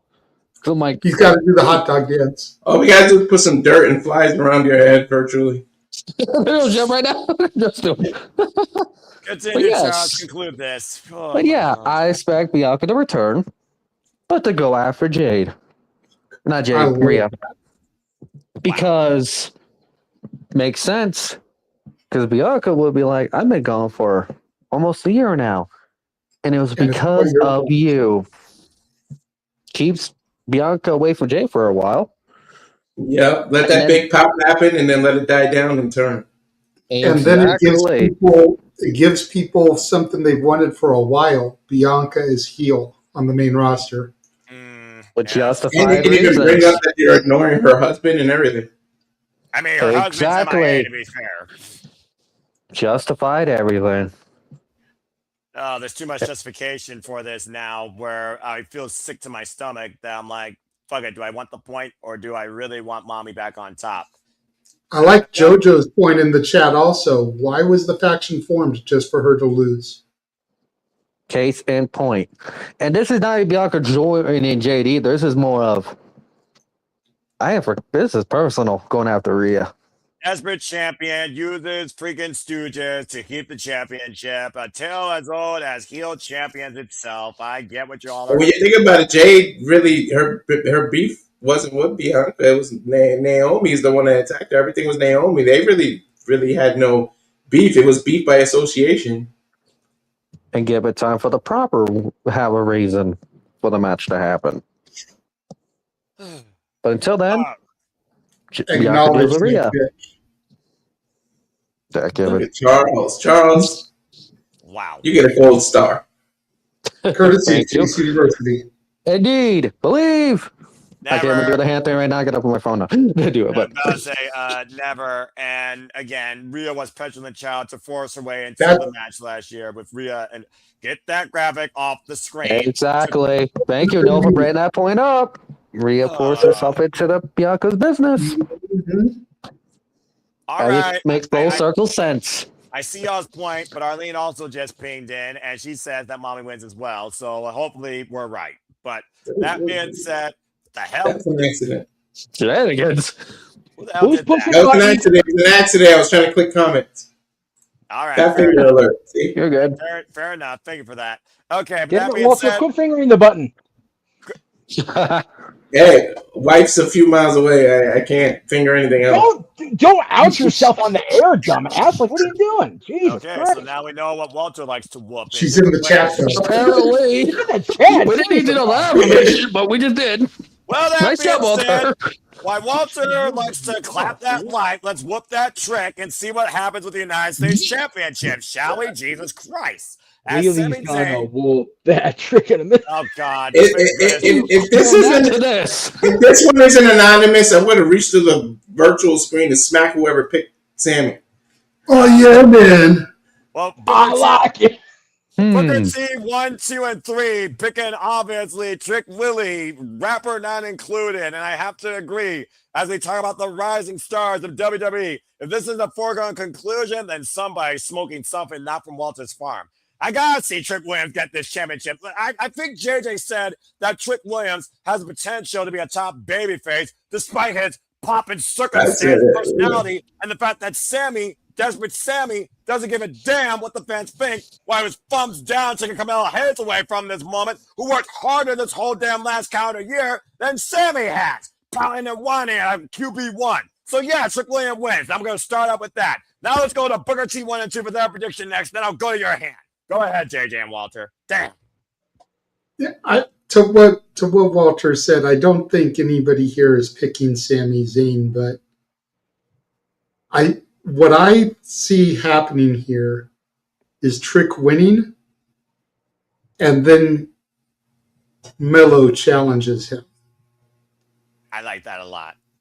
And we go into a huge angle that possibly, come the end of it, brings Trick Melo gang back together. Because again, we're desperate for tag teams. They've got great chemistry, whether they're heels or faces. Accurate. So Trick gets the title. Melo feels like it was all a ploy just for Trick to become champion.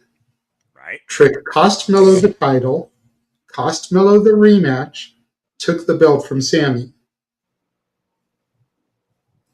So now you've got Melo versus Trick, because Melo feels like Trick is the reason he's no longer champion. Right. And come the end of it, they have each other's respect again. Full circle moment. I mean, just like whether Trick loses the belt to Melo or loses it to whoever, once Trick loses the belt, they come back together and Trick Melo Gang is back as a team. I would love to see Trick and Ela run it back, but go ahead. You call him Booker T Jr. One of Booker T's most famous things was a best of 7. You do that between Carmelo and Trick, and then they shake hands. They go to be teams at the end of it. I really do like that idea a lot, and we haven't had a realistic best of 7. Actually, I took that back. The last best of 7 was literally Andrade El Idolo and Carmelo Hayes in a former life. So that's fair, actually. And again, Booker T, impersonator of the modern era, Trick Williams. I mean, it makes perfect sense for him to try that. It's just, and it's even over. Oh my gosh, it's even over the United States Championship, just like Booker T's best of 7. Damn. And Lash can be his Queen Charmel. The valid, actually, to be fair. And with that, man. As Jeff says, I like it. Jeff, I'll go to you next to add any further thoughts. Anything? I like it, Lash too. Shit. And then Lonnie once she comes up, that's Melo's Charmel. You're gonna build some mixed tag team warfare there, possibly. I am picking Trick for all the reasons, and also I'm kind of fond of the stadium in Vegas, even though I don't like the team that plays there during the NFL season. But if Sami wins, fucker may implode. So I'm picking Trick. To be fair, I don't think Vegas likes the team that's there. No, you know what? No, they're happy. No, Vegas now has a professional hockey team, a professional baseball team, a professional football team, and they're going to have a professional basketball team as well. So Damn, they're gonna have everything. Vegas has long been the fight capital of the world. They're finally getting pro sports. Yes, it's the Raiders. It is what it is. The Raider Nation, the true Raider Nation with the silver and black face paint. They a little cray-cray. They got WNBA too. So they got the professional sports they need. And I'm not even going to go there because actually, you know what? The freaking Las Vegas Aces are a damn good basketball team. I'm not even going to trip on that shit. I'll take your word for it. But anyway, now they're getting all this influx from the pro sports, which professional sports leagues are happy to dump money into markets. So Vegas is happy with what they've got, but I really don't want. It's a really nice stadium, and our friend Lex works there, Jay. So I don't want the thing to implode on itself because they're pissed about Sami winning. You know what I mean? So That's fair point. Walter, you might want to reach proverbially through your computer and drive to my Google Drive or the forum because believe it or not, it's not unanimous. In fact, 30% of the 20 that have made their prediction pick Sami Zayn to retain. 70% would pick Trick Willie to gain the gold. So I don't know what those people are thinking. They either Syrian or Canadian. I want to see Sami Zayn get his ass whooped so bad that he stumbles to the back and comes back out as El Generico. It has happened before with somebody else and a luchador gimmick. Jeff knows about it. Wait. Oh my gosh. It just pinged in my head. You do the best of 7. You do Carmelo. You do the reunion.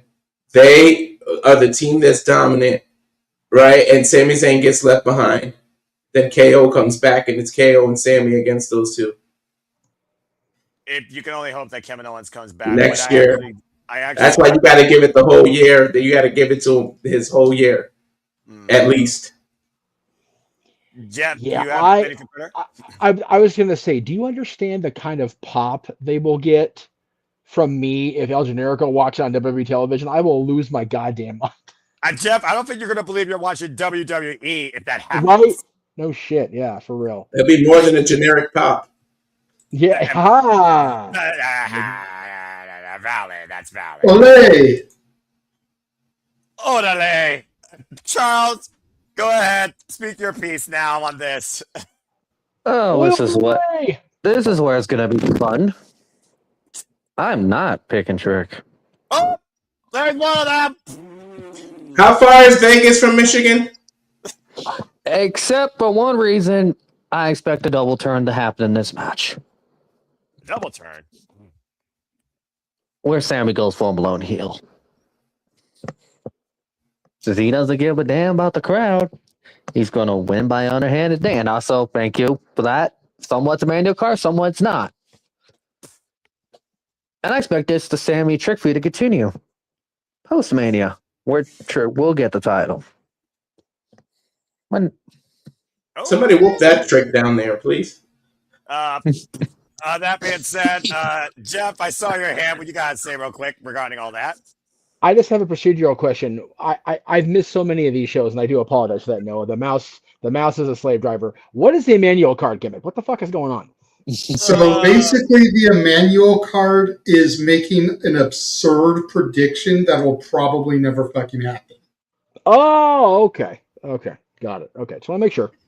And it's Charles. So more often than not, Charles or Emmanuel plays it, but this goon has also played as well. And one time, he actually was right, and it still pisses me off to this day. And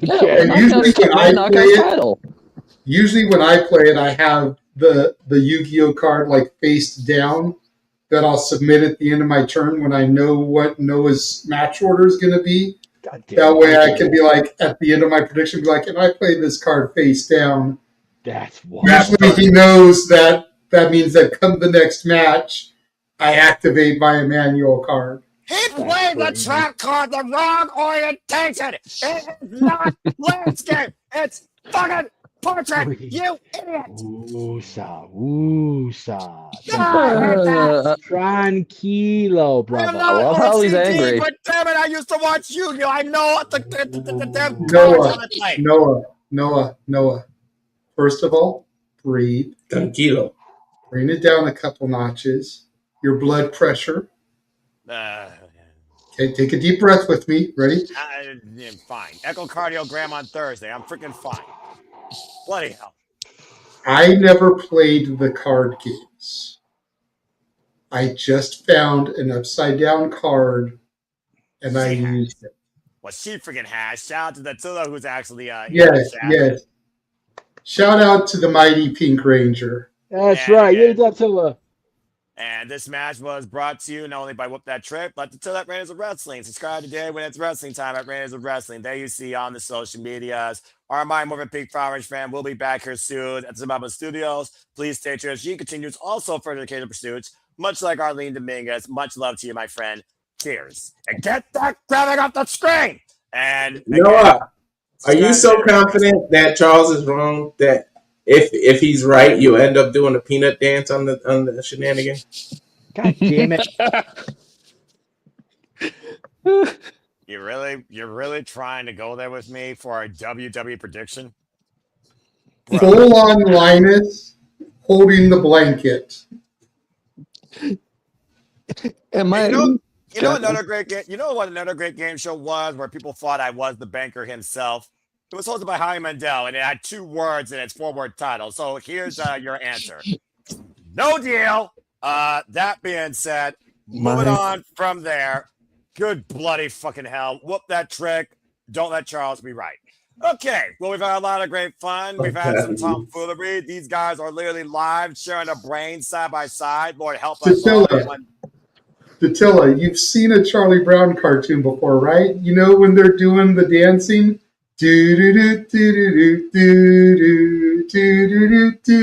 And every character has their own little dance that they do. That's the Peanuts dance. Bloody hell.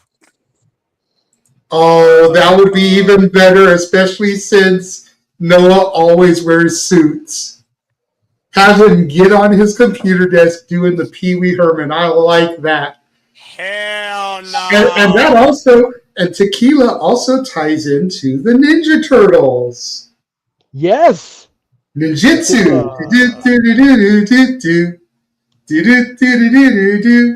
All right. It's not unusual that I'd rather be in bed. Let's go ahead and move on from there. Non-copyright. Charles, I see your hand real quick. What the fuck you want to say? Wow. I like He how was still on his prediction. Exactly. You have to be that much of a reason why I expect the double turn is simple. How the crowd just loves Trick Williams. You don't even have to change Trick at all. Honestly. The crowd just, if you do the double turn, just go full blown with it with Sami being a heel. Honestly. Yeah.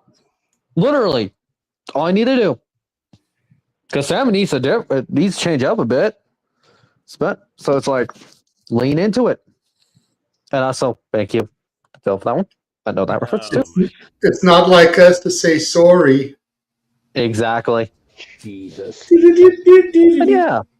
That's why I expect the double turn to happen and Sami keeps the title. And half the feud keep going. Or you need to start Carmelo Hayes in there too. This is why I blocked a longer timeout to the household. Knew I was going to be on the show longer than I would be for the no DQ stream.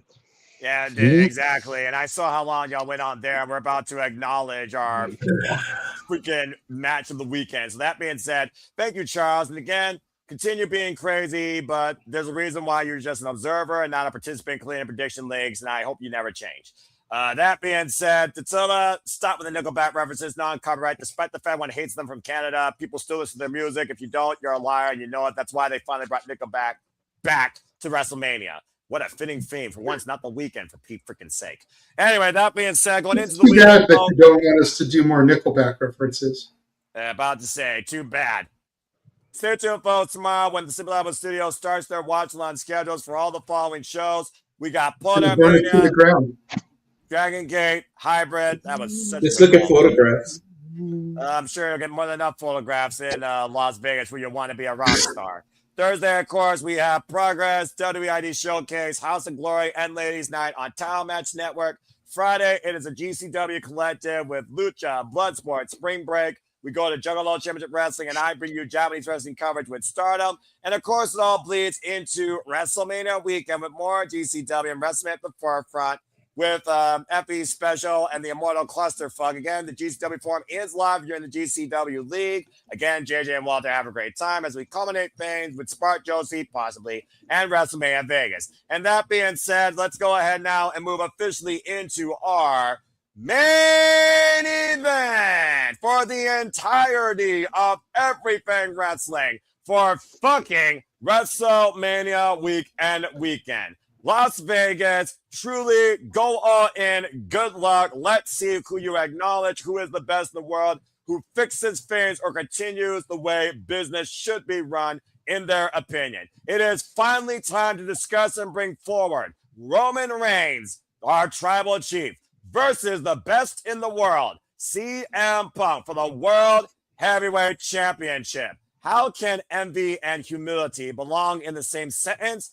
Look at the journey and the story this year alone with these two men, with Roman Reigns winning the Royal Rumble and literally answering to CM Punk, I choose you because I hate you. It's literally a story defined on hatred, but also maybe a little bit of clarity. As we heard CM Punk not tell no lies and talked about how much he envied Roman Reigns because he wasn't born into this royal family or any sort of royal family. He created his own family through wrestling. But the bottom line, Roman Reigns says, all you've done is continue bringing WWE to irrelevancy. And now we're going to fix the 2 months that you fucked up. So the bottom line, guys, do you acknowledge your tribal chief to be, once again, the man, the World Heavyweight Champion? Or will CM Punk's dream continue to be a dream come true? And will he win in his first ever true main event, walking in as champion and walk out with the gold too? There's a lot to break down. There's a lot to think about. And there's a lot I'm sure you want to discuss regarding how we went into this and what can come out of it. So without further ado, let's go around the horn and see who you believe leaves, truly as we call it, the face of WWE. And it's only fitting that I start off again. Like I said, the first match started with him. It's only fitting I start off with him for this one. So, Jeff, bring it home, bro. Good luck. What you got to say regarding Roman Reigns and CM Punk and the World Heavyweight Championship as we know it? Well, let me start about real quick. I did send both you and JJ a message with an additional shill. So just whichever one of you can get into the room first. I'll have that in addition to, because I know the watch long is going to be shilled. And I'm already part of those. So like, I don't need to send my extra graphic. You guys have enough to deal with as it is. Anyway. I got you. Continue. Thank you. So I want so bad to not be mad at Phil Brooks, but I am. And I'm mad at him because his return to WWE, his attitude since returning, everybody's attitude about him since returning has made me rethink everything I say and my approach to not only my online podcast presence, but my entire approach to life. And what I mean by that is I was so quick to jump to attacking him and attacking his part in what happened in Chicago 4 years ago. And I am so glad that we as human beings are allowed to have the opportunity to show growth and change. Because if we don't have the opportunity to do that and we don't do that, we have nothing. Punk's return has been just a wonder and a joy to watch. I'm so happy for him. I'm happy for his wife. I'm happy for the fans of his that has never strayed, like Mr. Williams above me. Punk is who Punk is. And I'm glad that whatever happened, that we have had talked about, or more importantly, what we have not had talked about in the public space, has allowed Punk to have this new perspective and allow others to have the same perspective. He talked about, I think on a podcast today or yesterday, about seeing the exchange between Warrior and Hogan at WrestleMania 30 and realizing this shit's not worth it getting so worked up about. You know, I have long been on this thing about ever since the 1st of April about, man, I got so few reasons to be angry and bitch about stuff nowadays. Wrestling's good. I know a lot of you don't like the creative, and that's fine. It's not just WWE out there. Wrestling's good. Work is good. My +1 life is good. And just everything's good, man. Love to hear it. Except for the fact that I just can't get past that all this venom, all this hatred, all this stuff is spewed forward from the two of these guys for the better part of 2 months. And they spent last night being apologetic and respectful to each other. What the fuck was that about? Don't apologize. Don't apologize for invoking Sika's name. You meant what you said, Phil. Don't be respectful toward him for whatever he said, Roman. This man brought your father's name into this for no reason except to be the punk bitch that you've called him for 2 months. I want these guys to not walk into WrestleMania with respect. And, you know, everybody's all like, woohoo. I want these two to beat the fuck out of each other so bad. Whatever implosion doesn't happen if Sami does win happens because of foundation shake off of these two beating the snot out of each other. Now, I will also say that I fully expect Roman Reigns to win here. That's my prediction, is Roman Reigns is the new World Heavyweight Champion. Okay. Since I was not able to be part of your show yesterday, nor I was able to be, I'll be able to be part of Aaron's show Thursday because I will be calling, let's see, at that point it will be on ID Showcase. Yes. I firmly believe Randy Orton's going to win Saturday. Thank you. Appreciate that. You're welcome. And I think Randy Orton's going to win Saturday because of who's really behind Pat McAfee. The same person I believe is going to aid Roman Reigns. I think The Rock is going to be pulling every single string here. And both guys that TKO, both guys that Dwayne Johnson want on top of the WWE mountain, are going to leave Vegas as such. Randy Orton has shown he has zero problem being the face of WWE with the authority behind him. Hasn't he, Paul? Hasn't he, Steph? Accurate. Roman Reigns has no problem being the corporate guy as long as he's the guy. I think that's what's going to happen. I think I foresee Roman Reigns and Randy Orton on the Today Show Monday morning. I foresee you and I, Noah, calling Raw, if I'm able to be there, and just everybody up their own ass about what happened the previous 2 nights in the main event. Oof. Because to your point, what you said earlier, how the fuck did Roman not bring up Larry? Right? Again, because I think we're being lulled into a false sense of security. I don't think Punk has any apology truly, or better yet, I think Punk is sincere character-wise in this apology, in this approach. I think Roman's full of shit. I think Roman's going to come in here and just punk CM Punk out with the backing of the machine. Roman Reigns, with all respect and acknowledgement of the tribal chief, although the Ulafala replica they released on the Shop Zone has little left to be desired, fucking OTC in the middle of it. I would have almost bought that thing. I'm like, ugh. With all respect, if Roman Reigns is not the champion, what is his place in this world? if Randy Orton doesn't achieve 15, what is his place in this world after Saturday? Both those guys they are very much in the position of Stone Cold Steve Austin going into WrestleMania 25 years ago. It's a match. It's matches that both men have to win, and neither can afford to lose. Being Randy Orton and Roman Reigns. If neither of them win, Monday is a what the fuck. If one of them win, a little more discussion, less discussion heavy. If both of them lose, I don't know what we see Monday. And I don't know if I look forward to it. We need our QB1 to have a little more adversity than just a busted eardrum from a second-rate rapper who couldn't hang.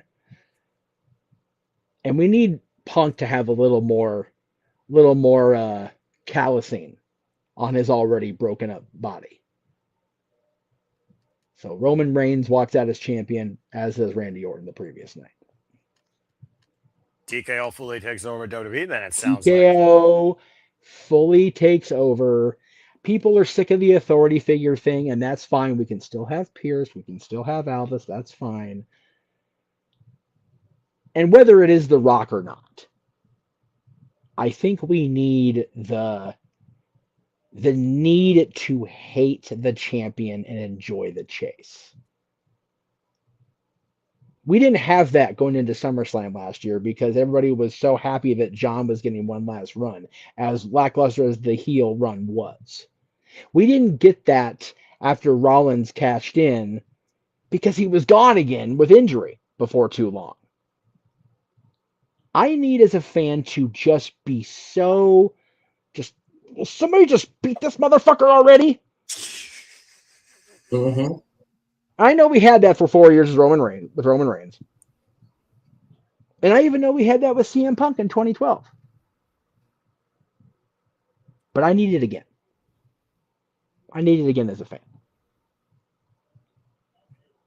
That's fair. We've also talked about before how people have been better on the chase versus being chased.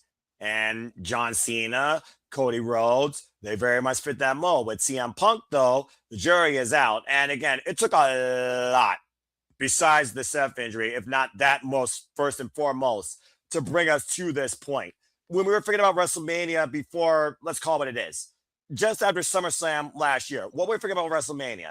We were thinking Seth Rollins and CM Punk. I was talking about how long they teased CM Punk and Cody Rhodes. I was talking about how Seth has yet to lose truly to Roman Reigns. Roman Reigns has yet to beat Seth. Here we are now with Roman Reigns and CM Punk defined by hatred, and the go-home promo feels like nothing but humility, as if I've been acting like a petulant child. I have been an ass clown. I apologize. Here's my insecurity coming forward, so at least I know going in, you know why I'm going into this. Now, again, did you get work? Who got worked more over during that promo? Besides the audience, you tell me. Especially with how slow it was. And again, we're dealing with CM Punk and Roman Reigns here. You think the entrances are going to be long? Wait till the match. Buckle up, folks. And this closes the weekend.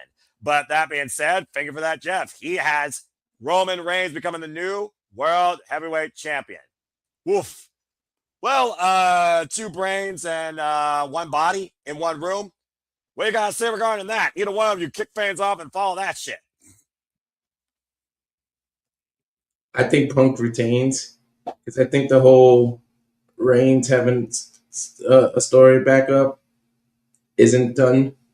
Because I think whoever wins the Money in the Bank is either going to be Samoan or somebody they pulling the strings on, and that's who cashes in and beats Punk.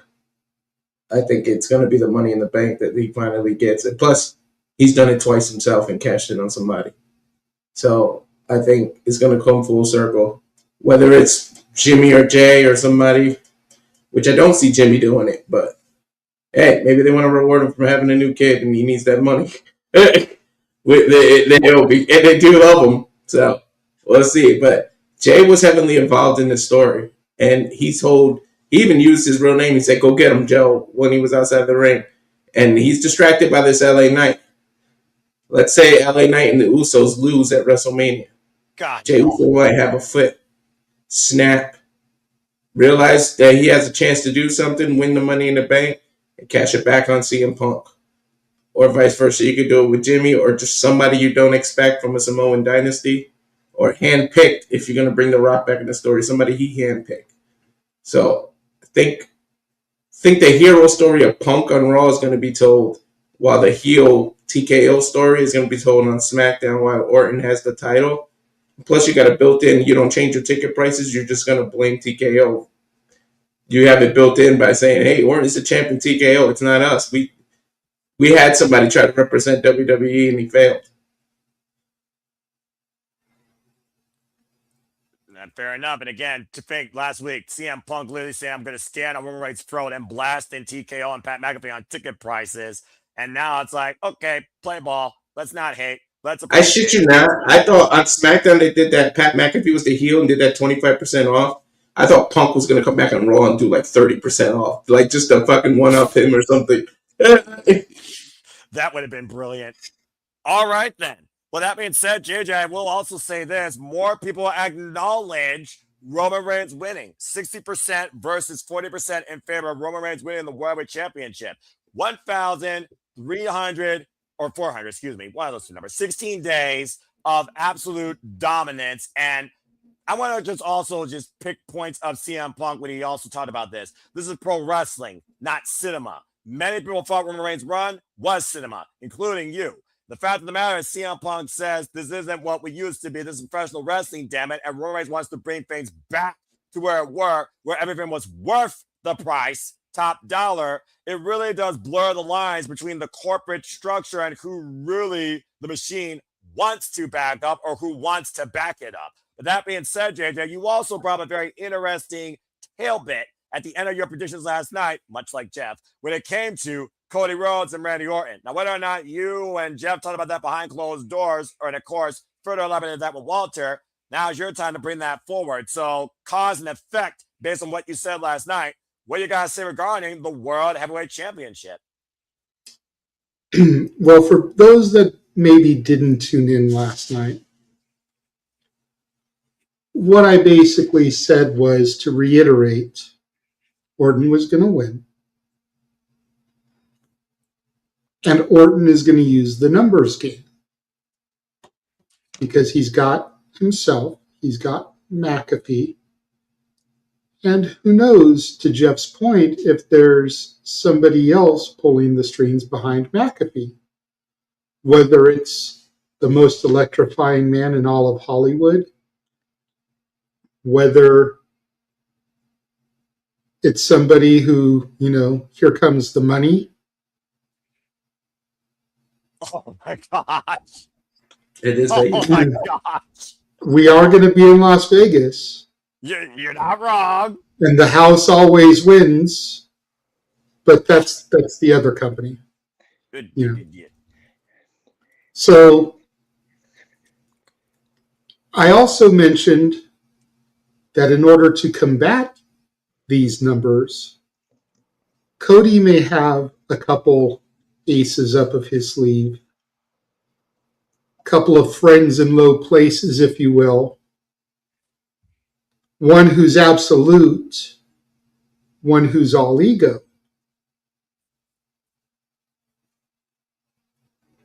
The three of them have history in a certain other company, where Punk, coincidentally, is still the real world's champion.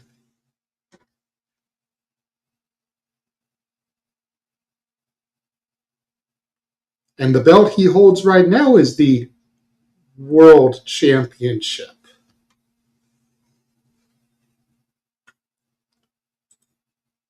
I think that Punk is going to retain here. We could even go as far as to see Cody and his elite aces help Punk, especially if the bloodline tries to get involved. Because I said last night, we're going to have a corporate champion, and we're going to have, for lack of a better phrase, a people's champion. And Punk is going to be the people's champion. He is going to be the voice of the voiceless. While I agree to a certain extent about what Jeff said and enjoying the chase, I don't think we need that for both titles. One belt should be on a babyface. One should be on a heel. And I feel like this is something that, if played right, could lead to November and William Regal's favorite match, where it'll be the corporate team versus the people's team.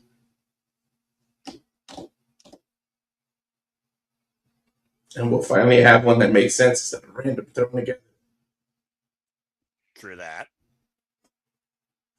But that being said, you both got CM Punk retaining. Enjoy this chase.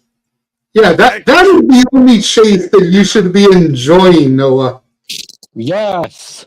Yes. Actually, no. The only chase I enjoy is the UK game show, The Chase, with Mark Lebet. But that being said, Jeff, I do see your hand as, again, you went with Roman. Both these men went with Punk retaining. And again, this is Punk's first ever WrestleMania main event. It's his dream. Him losing could be a nightmare, but Roman losing, like you said, also, what is Roman if he's not champion? Could this be Roman's last WrestleMania? We talked about before, thinking about the old guard, the new generation. How much do all these men have left? And let's not forget, one of the promos was about you're old. They're both pretty damn old, but who has more gas left in the tank? I think it comes down to who leaves with the gold. What you got to add on to this, Jeff? Well, before he says something, I just got to say you're definitely not a pun guy, because so far he's the only one that picked Roman, and you didn't say that we acknowledge you. But, I'm definitely not a pun guy. I'm a simple man for a reason. Anyway, I know he's a Paul Heyman guy. Go ahead, Jeff. What you got to say? I'm very much a Paul Heyman guy, but I will say that JJ and Walter talked me out of my pick. I'm switching to Punk. What? Yep. Wow, they influenced Jeff. Only because I completely forgot about the Shane McMahon factor, even though I've been talking about this for weeks with Greg now. And I thought to myself, as you said that about Saturday, I'm going to be on the air with Greg on Saturday doing our reactions while you guys are doing the alternate commentary. And I'm so torn. I want to do both. Damn it, all the hell. If Shane McMahon is revealed as the man behind McAfee, I'm going to have to send somebody to Pennsylvania to revive Greg. He's going to pop himself to death.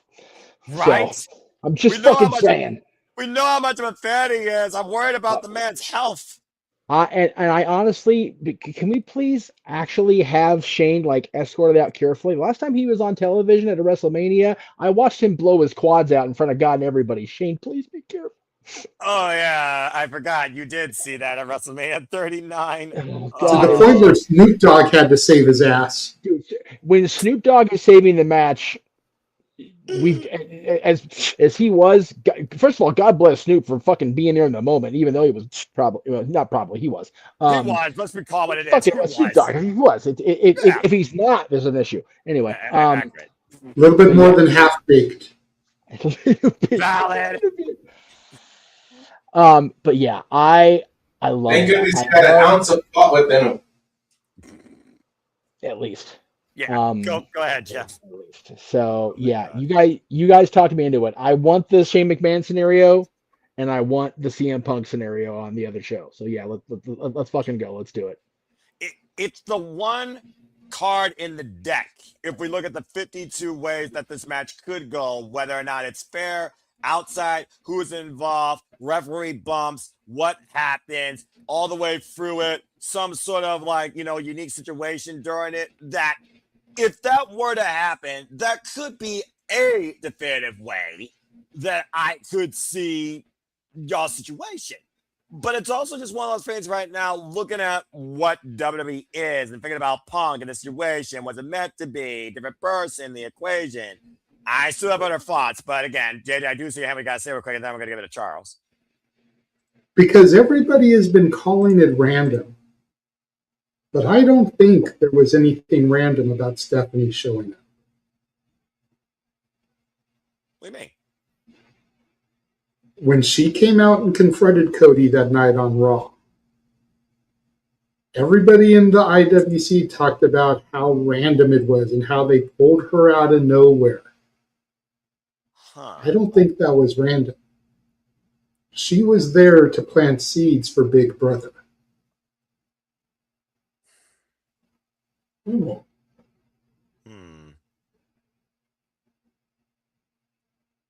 I mean, Yeah.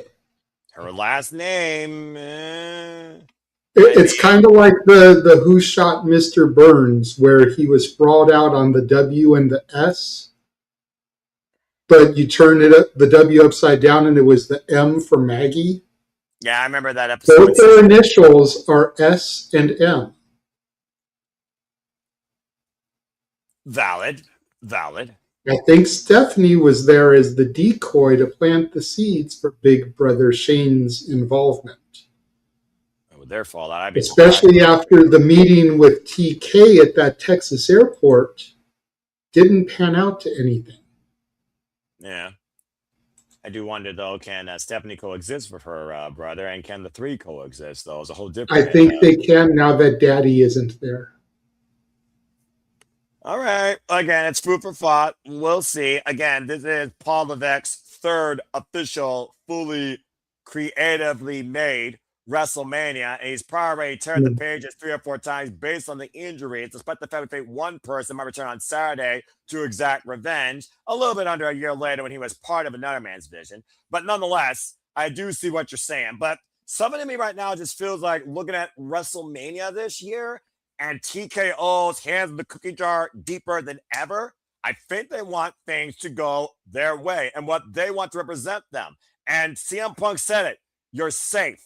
You're plastic. You're vanilla. And he also is literally a guy that is the marketing behind the WWE brand for every late night talk show or every media appearance. It's not Punk. Punk has not made invented a PLE. Punk has not been the guy that Roman Reigns has been for 4 straight years. Punk has not been the guy that stayed through WWE through the worst of times, despite the fact he ate dog food for a weird old man. Roman Reigns has always been the WWE's leading man, even when he was proverbially silent face of the Shield. And it's hard to argue that they're ready to give that up. We talked about before how many retirements we've seen, including the GOAT John Cena, who will be the host. And we haven't brought him up at all in this conversation, which says a lot. But I just think something to me right now, I don't think this is the last we're going to see Roman Reigns, and I don't think it's going to be the last we see Roman Reigns as champion. To think at one point I didn't even acknowledge Roman Reigns based on the type of run that he did. And now I look at the landscape of WWE and I think now this makes sense and it's going to be different. Because again, it's not the undisputed WWE championship. It's the There's no such thing. Don't sorry me. It's the World Heavyweight Championship. And he literally picked it off a man that he hated. How far does hate fuel an individual's goals? And after what I saw Monday night, I freaking don't know. So at this point, though, I think Roman Reigns is actually going to win. I'm going with Roman. So that being said, Charles, you close things out. What you guys say real quick? And then, I'm the last. We'll see if anybody else has anything to say based on what you may put down. Well, I guess I'm the last one in this crazy land. Nothing new for you. So after what I freaking got the stand ovation from JJ earlier and everybody else, so I think on that one, I expect CM Punk to retain. I just do. If Punk were to lose and Roman were to somehow retain, it wouldn't be just the bloodline. It'll probably also the MFTs as well, because there's some random why Solo's randomly involved all of a sudden. It's just so random. But I expect Punk to retain here. You can't have 2 people that be under TKO holding the 2 world titles. You just need one face to hold the least, still keep it. That's why I expect Punk to retain. But I don't think this is Roman's last WrestleMania. That's probably going to be next year when he finally faces a certain final boss. And also tell the story of Roman cannot win at WrestleMania after losing the title. Because he's lost at 40, 41, and he'll make 30 or 42 this year. Back to back.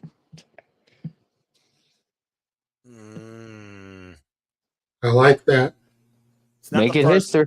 It's not the first time, though, we've had heels, though, literally take control of the entire WWE landscape, though, on both brands and with the championship or championships, though. So, again, it's now the realm of possibility, guys. You got to consider that.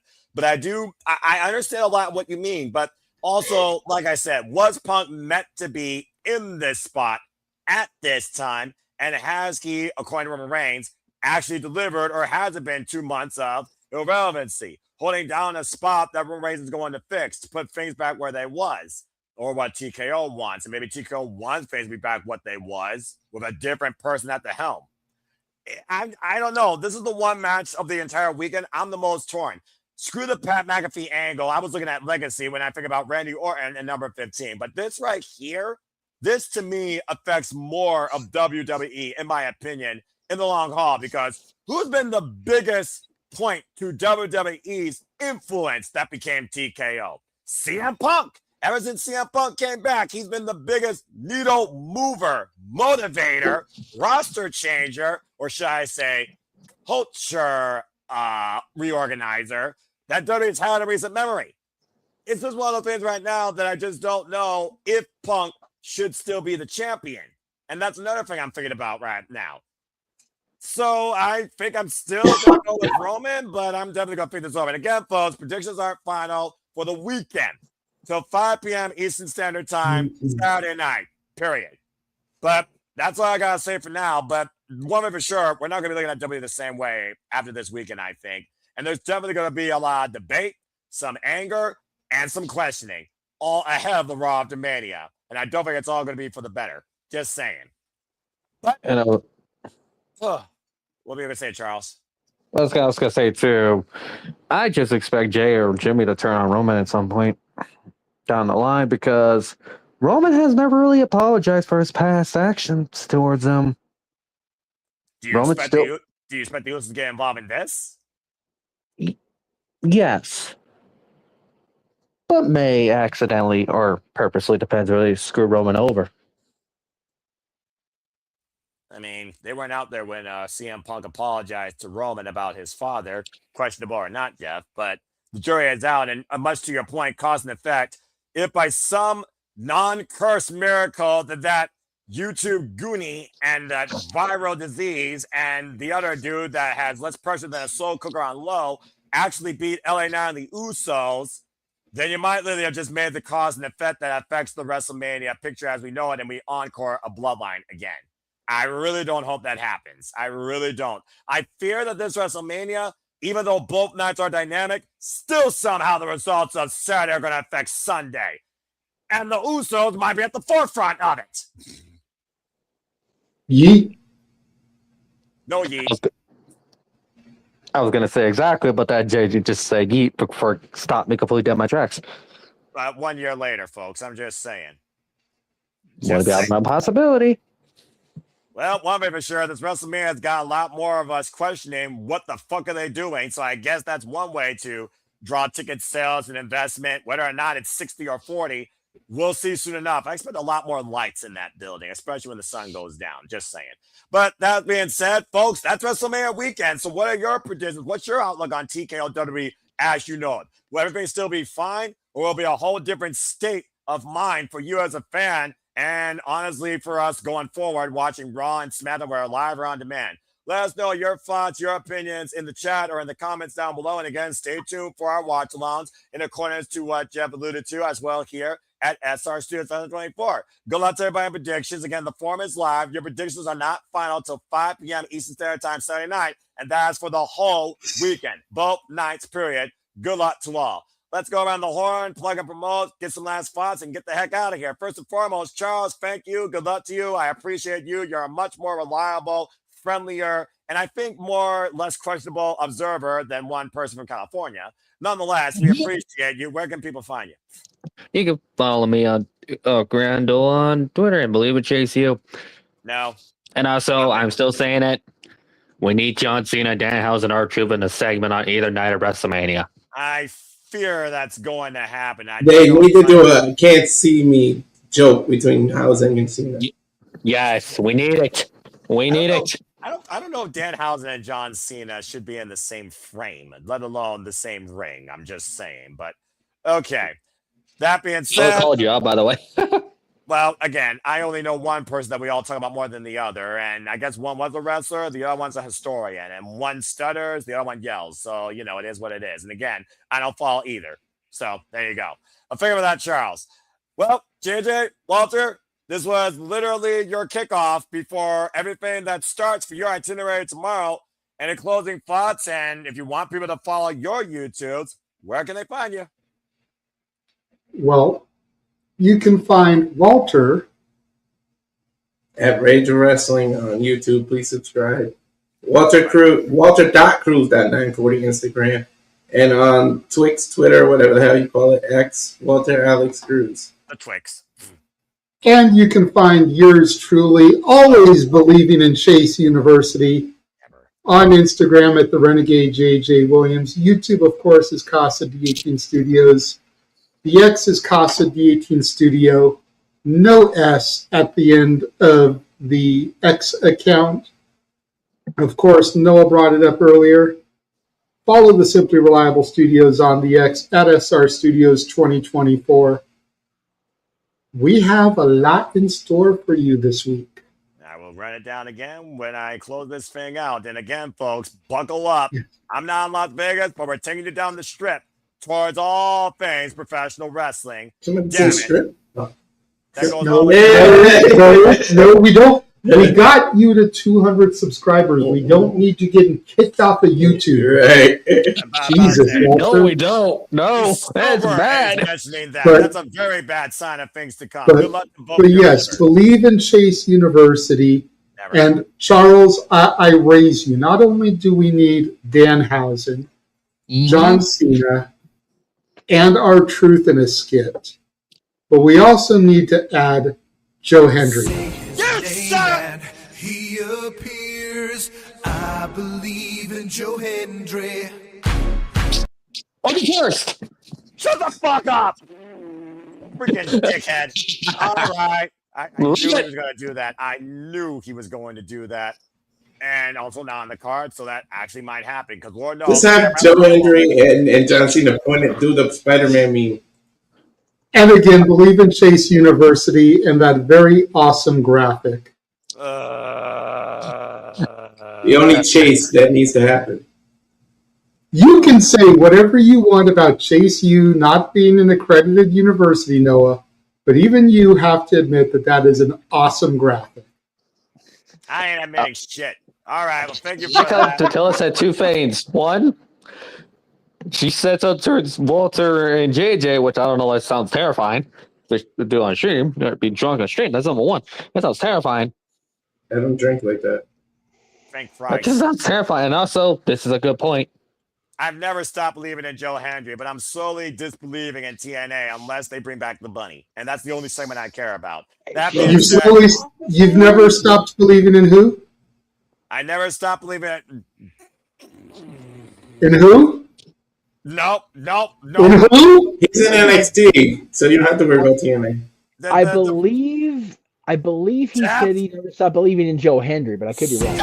Name and he appears. I believe in Joe Hendry. I'll be cursed. You're overkilling it, get it? Stop it! You all stop it! Everyone's against me! Fucking hell. Oh my god, what the fuck was that? That's a freeze frame I once made when I had to go get a Mountain Dew and they let me, when I figured out how to walk off and recompose myself. That's the first time you do. Oh, God. The things I After do for these friends. messages, Noah, no, be right back with the scary eyes. Jesus Christ. Anyway. Now, a word from our sponsor. The fuck out, Charles! And now for a taste of things to come. All right, Okay. this guy's drunk on power. He's going to be drunk on something else in the I next love 24 this. hours. I love God it. bless you and your liver. Have an incredible time in Las Vegas. Thank you so much. And I'm sure we'll see you in and out of the watch-alongs, and also especially during the weekend shenanigans if you survive with a voice. Good luck to both of you. So since it's my turn, Walter, did they have In-N-Out in NorCal? Do they have what? In and out. In-N-Out, Yes. the burger joint.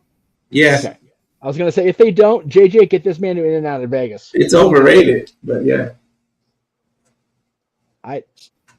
Those I can't fire do it words. anymore. Anyway, I can't. Okay. Anyway. Oh God! No! No! That is enough. If one What more was that? thing gets clicked, I'm taking you all off this screen. Enough. What the hell was that? That's the freaking national anthems. These two are drunk on idiotic producing. Oh, okay. Jeff, please plug your stuff. Please plug your stuff. Okay. So since Noah's going to plug the watch-alongs, of which I'm going to be part of many of them, and I think, God damn it, Raw GM, fuck you, Hornswoggle, you bastard. Anyway, oh shit, they closed themselves out of the stream. That's tremendous. I'm here for it. Oh my God. Okay. Oh, I see what happened. Okay. Really quickly, tomorrow on the Greg Cherry Show. 7 o'clock Eastern, 4 Pacific, in its usual slot. I'm going to try to get my predictions from this show and yesterday's show sent to Greg in clips. Hi, guys. If not, I'll be sending a written thing to them. But the graphic, if I may have, Mr. Foster, please. Absolutely. Thank you, sir. So it says predictions and punishments. We've all agreed that whoever has the lowest score on WrestleMania predictions will have to endure a punishment. Mine has been logged in as I have to drink what's only been labeled as a awful smoothie. I have no idea what ingredients are going to be in this smoothie. I am frightened, but my original choice, you can take the graphic down now, thank you, was to appear during a next week's streams, No DQ Review, Greg Cherry Show, and if I was able to be on Shangas with you guys, or even on Raw, in my Eddie costume from Rocky Horror. But I realized that the damage we had at the apartment got rid of all those pieces of costume, so it would cost more than I can afford to get that costume back together. So an awful smoothie it will be, probably during the Greg Cherry Show next week. So be on the lookout for that if I do lose. I hope I don't lose the predictions because I really don't want to be drinking anything awful because I'm going to be doing enough drinking this weekend with the Terramana here in my door. So good luck with that this week, Noah, with me on the Terramana and the whiskey. So have fun with that. Oh, Lord. But I digress. So yes, Greg Cherry Show tomorrow, and then all of the things Noah's going to mention here because I'm part of a good chunk of them, and I'm very blessed to be part of it. Thank you for that, Jeff. And despite these clowns, thing 1 and thing 2, we wouldn't be here without them. So again, God bless them. But folks, this is what I have to moderate and deal with. 20% for 65. There's a reason why I'm the man in the suit. Good Lord Almighty, I'm surrounded by buffoons. But thank you, Jeff. With that being said, Don't you love it?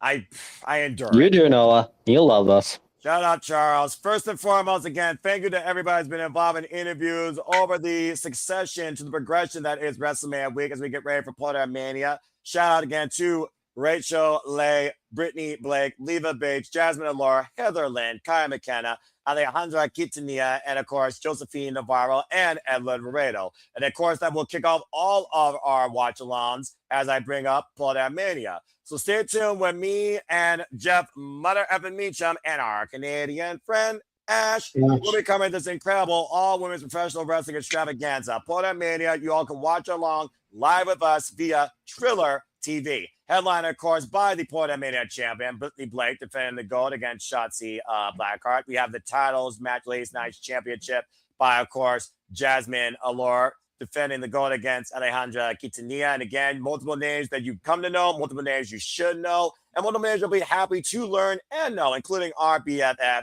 Izzy Moreno. Walks of all forms of life here in women's professional wrestling. It's a full women's professional wrestling delight that kicks everything off Mania. And speaking of which, as I showed earlier, here will be the watch lounge you will be getting officially on each day. Wednesday, we have Mania, followed by Dragon Gate, followed by a unique one, hybrid wrestling. So stay tuned for more on that. As of course, the start times will be live on the streams across all the channels at the Super Reliable Studios. Thursday, it's going to be a fantastic forum. We got Progress Wrestling, the WID Showcase with me and Senior Heath. And we, of course, have House of Glory as well as Ladies Nights Out. That is available on Title Match Network. You, of course, become a member of that professional all-women's wrestling showcase streaming service today. And shout out again to Tilly that also gave us plenty of his time to discuss that service and what this show will offer. Over 70 different incredible female talents will be part of the show in and out of the ring. And Friday will be a GCW collective with some Joshi Pro and Juggalo as we have Stardom, JCW, and 3 GCW shows, including, in my opinion, the premier GCW show of the year that literally kick-started what we do now in Call Us Studios. Joy Janela Spring Break, headlined by Sami vs. Invisible Man and Brody Jr. versus Joy Janela himself. As we, of course, get into WrestleMania weekend. WrestleMania weekend will also involve more GCW before and after, but stay tuned as me and the Stat Boy, and also I believe it will be Ash, which is going to be a very unique duo. I guess Ash and Nate Paquette now, how fitting, Canadian. Again, we'll be covering WrestleMania Saturday, and our pre-shows for each day will not be 3 hours, so we're not fucking insane. They will only be 30 minutes. They will be 5:30 p.m. Eastern Standard Time on each day. Sunday, of course, we'll also have a little bit of wrestling before it if I can find it. Spark Josie, that will include Kaya McKenna. And, of course, we'll culminate things with WrestleMania Vegas Sunday, as well as the longest edition of the Sunday Shenanigans, hosted by me. That is the wrap-up of the entire week before we cover the Raw after Mania. And if you want to know more about me, be part of Predictions Leagues, or see what I'm commentating, moderating, participating, and enduring, much like tonight, follow me if you choose, and Foster 1916 on the X and on YouTube. For I am nothing more but a simple man and a lifelong fan of professional wrestling. Damn it. So again, find me if you choose, and Foster 1916 on the X and on YouTube. We talked about one of our wonderful ladies of the Cinema Studios earlier, the Pink Ranger. Shout out to the Yellow Ranger. Don't be a dickhead, despite the fact she loves orange and black. Subscribe today to Barry for Wrestling, of course. If you want more Shinyon New Japan Pro Wrestling Outlook in your life, and a bloody lover of the Techers, both men and women. Barry for Wrestling at Shoutout Badass. She'll be part of course, WrestleMania Lodge Alons and Mania. So you'll learn more about her personality very shortly. Again, Arlene, thank you for your contributions in the chat. Shout out to the Dominguez. Follow them as you see there. Yu-Gi-Oh! Not implied, but it might as well be Tay and Yu-Gi-Oh! On this screen, or Joey and Mai. Again, Arlene Emmanuel Dominguez, appreciate them always. And again, follow Emmanuel's YouTube channel, Interactive Games and Movies. He just did a very nice review, watch along on a movie that's very close to his heart. So again, show him some love and support him as the Superman's watch along agenda continues. And that's all I got to plug, promote, announce, and literally kick off to initiate all the festivities to come too. But that's all I was going to include. I'm going to ignore that for now while I finish my thing. There are no winners, there are no losers, there are no bears. It's fans of opinions, this past we all share. But I'll go ahead now and acknowledge them because apparently they got something maybe valuable to say, so make it quick. What is it? I was just going to say, can you throw Ash's graphic back up one more time? We get to see him twice. You really like to piss people off. Where's she from again? Oh. She's yours, she's mine, she's our Canadian friend, Ash. Will you stop that? Oh my God. In all seriousness, no. In all seriousness, don't take me down. In all seriousness. Thank you to all the fans out there that have been supporting us for almost the last 2 years. Without y'all subscribing to this man's channel, this would not be happening right now. We'd still be driving Noah Nucking Futz. Because even when we're at our separate houses, we have access to the producer side of things. So we'd both be doing crazy shit to fuck with them. That would still be happening. But this, us in the same place at the same time, quit it. Would not be happening without your love and support. So, in the words of a man who is most definitely not El Grande Americano, I thank you. And tell a friend to tell a friend to tell a friend to subscribe. Yeah, that much I do agree with. And as always, protect your mentality too. Treasure your families, as Jade so eloquently put, no matter how much they annoy you. And just enjoy life, enjoy professional wrestling too, especially this week. It's as simple as that. If you can't find something in this week, get the fuck out of the industry. Whether you're a fan or worker, something's wrong with your brain, with all due respect. 100%. We say it this time of year more than any. I'm just going to say it one more time to echo Noah's sentiments, and I even put it in my tweet. If you cannot find something to enjoy this week, very, very politely, we ask that you get the fuck out the fandom. Or sit down and rotate. Because there is too many different entrees at the buffet this week. And how apropos that I use buffet in Vegas. It's a Vegas buffet. I mean, come on. But there's way too many entrees at the buffet this week for there to be nothing that you enjoy. Whether it's women's wrestling, whether it's Japanese wrestling, whether it's lucha wrestling, whether it's hardcore wrestling, whether it's carny wrestling, whether it's the future of tomorrow, whether it's MMA, there is literally something. We are going to lingerie fighting. We are going to women in their underwear doing mixed martial arts fights one night. There is literally something for everybody. And then on Sunday, there is family entertainment with Second Wrestling. Shout out again to Rabbi Fine, who gave us 2 hours yesterday. Respect. There is literally something for everybody. So if you cannot find one show to enjoy, please get the fuck out, because you kill it for the rest of us. Yep, just like those fans that bother the women or wrestlers chasing them in the airports. Get the fuck out. You ruin it for the rest of us. Ain't that true? Especially the ones that chase them in airports that live in Henderson. Mm-hmm. You know who you are. Well then. Jeff, look at the camera. Look at the camera. Stop me when I'm telling lies. On that note. Wow, you did that on Jeff about to say something, and I didn't even say the thing. So first off, stop it. Jeff, were you about to say something, my friend? I was going to say, I am just so proud of that statement about getting the fuck out of the fandom, because if you can't find something to believe in this weekend and something to shoot for, if nothing else, cheer for Joe Hendry. Go, everybody. You son of a bitch! Damn it! Make a positive patch in life. Have a good night. We'll see you for Porter Mania. 5:30 p.m. Eastern Standard Time. And again, welcome everybody officially into WrestleMania week. Let's fucking go, truly, with all the wrestling, all aboard. Have a good night, folks. And also, you might get some AEW on Thursday. Courtesy of some his brands. Stay tuned. And again, Walter and JJ, be safe. Have an incredible time. Enjoy all the wrestling live. Good night, everybody. And also, damn it, Jeff, you fucking idiot. His name, he appears. I believe in Joe Hendry. I'll be cursed. I believe in JCO. And get that graphic off the screen. Goodbye, everybody. It's graphic media running wild, brother. Not anymore. I'm hitting the button. Oh, okay. That's terrible. That's the worst one yet. That's the worst one yet. There we go. That's right, right. we'll end with that. And also, again, follow Jesus SR Christ. Studios 2024.